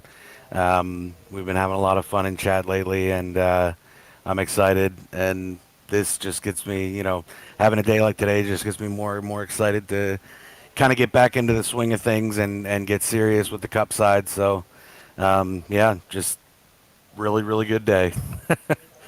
Alrighty, well, congrats on the win once again, and go celebrate with a nice ice cold glass of milk. I'll do that, Josh. Thank you very much. You're welcome. That was Kevin Steele, the winner of today's race, and unfortunately, Dalton Mobley and Wayne Grassi, our second and third place finishers, have declined to do a post-race interview, which is okay. Them guys are worn out. They put on a great show. But we do have our fourth place finisher, Chad Edwards. And Kenneth, I'll let you take this one. And Chad, of course, a fourth place finish to cap off this Indy 500. Very, very long race. It went all the way down to attrition. And I remember you early in this race, you were in that main pack, kind of fighting with Kevin Steele. I know Jonathan Delaney. You were hanging around there, and all of a sudden things got turned on its head when all those yellows came out. All of a sudden you have a very, very widespread green flag stint race, a green flag cycle race. What seemed to be the key for you, at least, to try and handle that strategy the best way you can, noting that it was very unpredictable at best? Yeah, I was up there, lost the draft. There's all the craziness with those back-to-back cautions there. I had a decent running car. I made an error on not really knowing the rules of IndyCar, as embarrassing as that is. I didn't know if there was waiver rounds or not, and I should have got a waiver round. Instead, I pitted. Didn't think there was waiver rounds, but otherwise, I probably would have finished on the lead lap instead of one lap down, but same finishing order. Wayne and Kevin, Dalton, they all had great cars out there, but it was a long, fun race, though.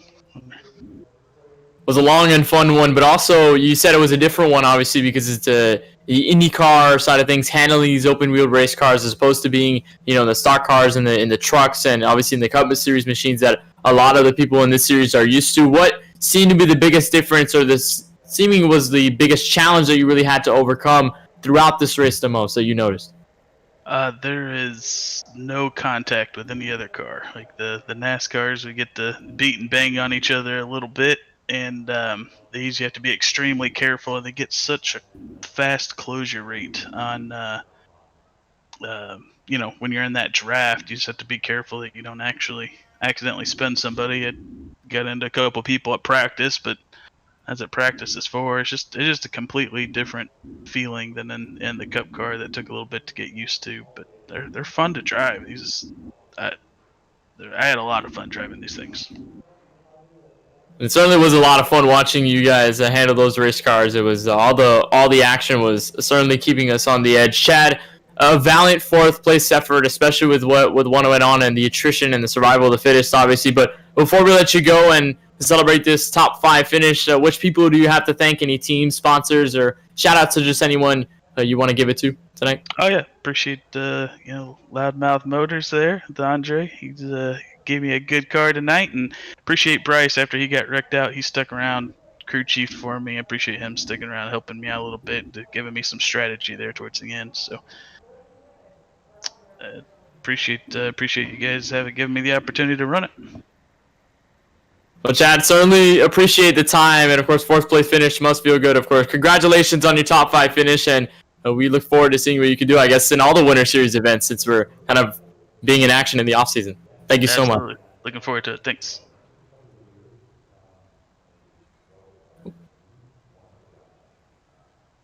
That was Chad Edwards, guy that finished fourth place tonight. Next, we're actually going to bring in our fifth place finisher, Jonathan Dulaney. Andre, I'll let you take this one.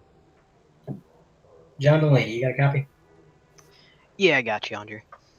Well, it was a valiant effort. You had a good run. You managed to keep your nose clean pretty much all night long, and then a bit of a mishap ended up putting you a couple laps down. But despite that, you actually managed to help your teammate out, and you were able to help him save some fuel, and he went on to get the win. So, what was going through your mind with that strategy and just trying to help him out after your race had pretty much been called? This was my first time ever driving this car, so I was just learning every lap, and just brakes on this car are very, very different compared to Cup cars. So there was a couple times getting on the pit road where I just locked them up, and then I sped on pit road. So, but yeah, after that, my race was basically over. I really had no chance of coming back from 2 laps down. So I basically just decided to just try and run, and we decided that it was probably going to come down to a fuel mileage race. So me and Kevin, we worked together. I didn't mind that if I was going to run out of fuel or anything like that, because like I said, my race was done for. But yeah, I was trying to help him, try to get him the win. We made the right strategy call, and it worked out. So Absolutely, you got a lot of high praise from Kevin. He was very grateful in his interview that you were able to help him out, and he even said you were probably going to be the honorary winner of the $25 because he wasn't going to pay himself. So okay. You did win something there. Also, I was going to ask you. So you mentioned the brakes and the the throttle was a little bit different on these cars than a stock car usually, probably due to the weight difference in the 2 different cars. But other than that, what was the other biggest learning curve when it came to handling these Indy cars? Like you said, the brakes. Like you couldn't go over 50% on the brake without locking the tires up. In the Cup car, you can get on the brakes pretty hard. But another difference is dirty air. Dirty air was really bad here. You're just in this car. You're struggling to try and find clean air the entire time. The Cup side of things, it's pretty much non-existent. But another thing I would say is it's just a lot faster.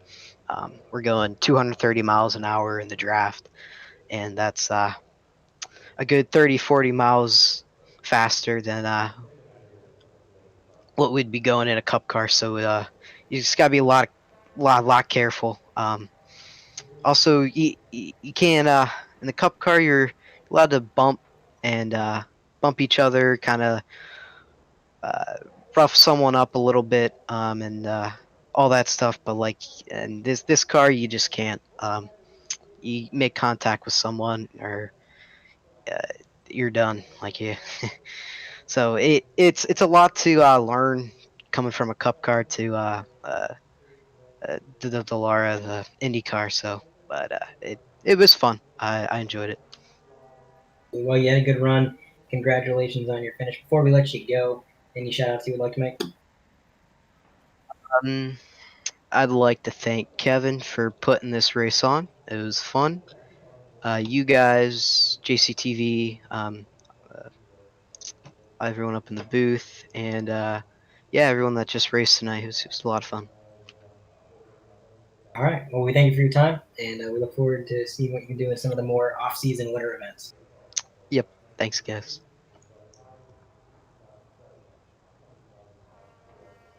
Well, that is Jonathan Dulaney, who finished fifth tonight. Great run by him to stick it out to the end. Before I go down the running order, though, looks like unofficially, as far as some of the prizes go, for the pole, which belonged to Alonso Chicano, he won $10. Fastest race lap looks like it was Dalton Mobley with a 40.075. He will take home $5, along with $10 for finishing second. Wayne Grassi will take $5 for his third place finish. And Kevin Steele, of course, finishing first with that $25, but he said he's going to donate that to John Delaney. He couldn't pay himself, but he could save himself some money if he didn't. But I think we all can agree that John kind of deserves that for really helping put the call on there.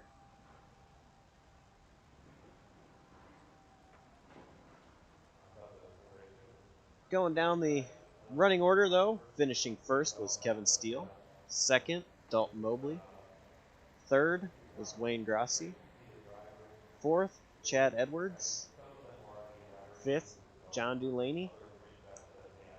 Sixth, Bryce Hoffman. Seventh, Preston McRae. Eighth was Ryan Samuelson. Ninth, Patrick Mouchet. And finishing 10th was Damaris Hickenbottom. Andre?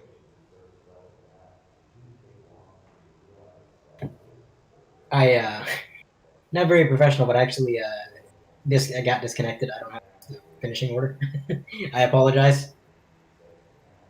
Alrighty. Well, finishing out 11th was Jimmy Costarellos. 12th, Ricky Paz. 13th was Cody Bird. 14th, Dustin Webb. 15th, Alan Hewitt. 16th was Cameron Stone. 17th, Randy Drumhiller. 18th, Brett Bennett. 19th, the pole sitter, Alonso Chicano. 20th was Alex Princeton. And finishing 21st was Matthew Gaskins. Guys, this was a long race, but it was an incredible one. What are your final thoughts from how this one went down there?